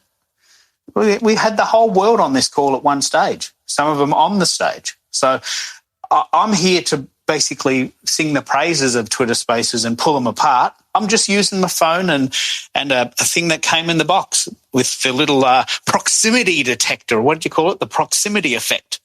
And so proximity effect. It sounds okay. It sounds quite acceptable. And so everyone can do this, and we're sharing knowledge from our perspective. So it's worth doing. First of all, I want to thank Gia, but secondly, and most importantly, we wouldn't have a show if it wasn't for the guests. So everyone in the room, let's stand up and give Billy 100 and a power fist, if you like, or whatever gadgets you've got on your phone, because the actual emojis are changing. But see what we're doing here. In the 3 hours, we've connected with people all over the world.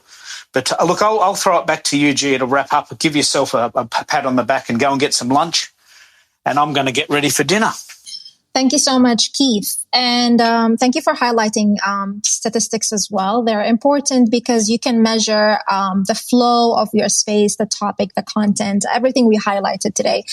Thank you for Billy. Thank you for our amazing panel of speakers.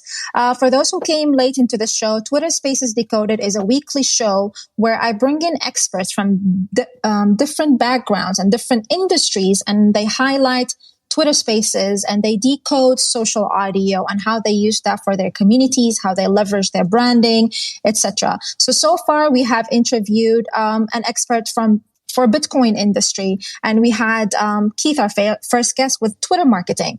Next up, we have Samantha coming next week, so make sure you put the notifications on. Samantha is going to speak to you on how to decode networking and Twitter Spaces and how to grow your personal brand through her expertise in that.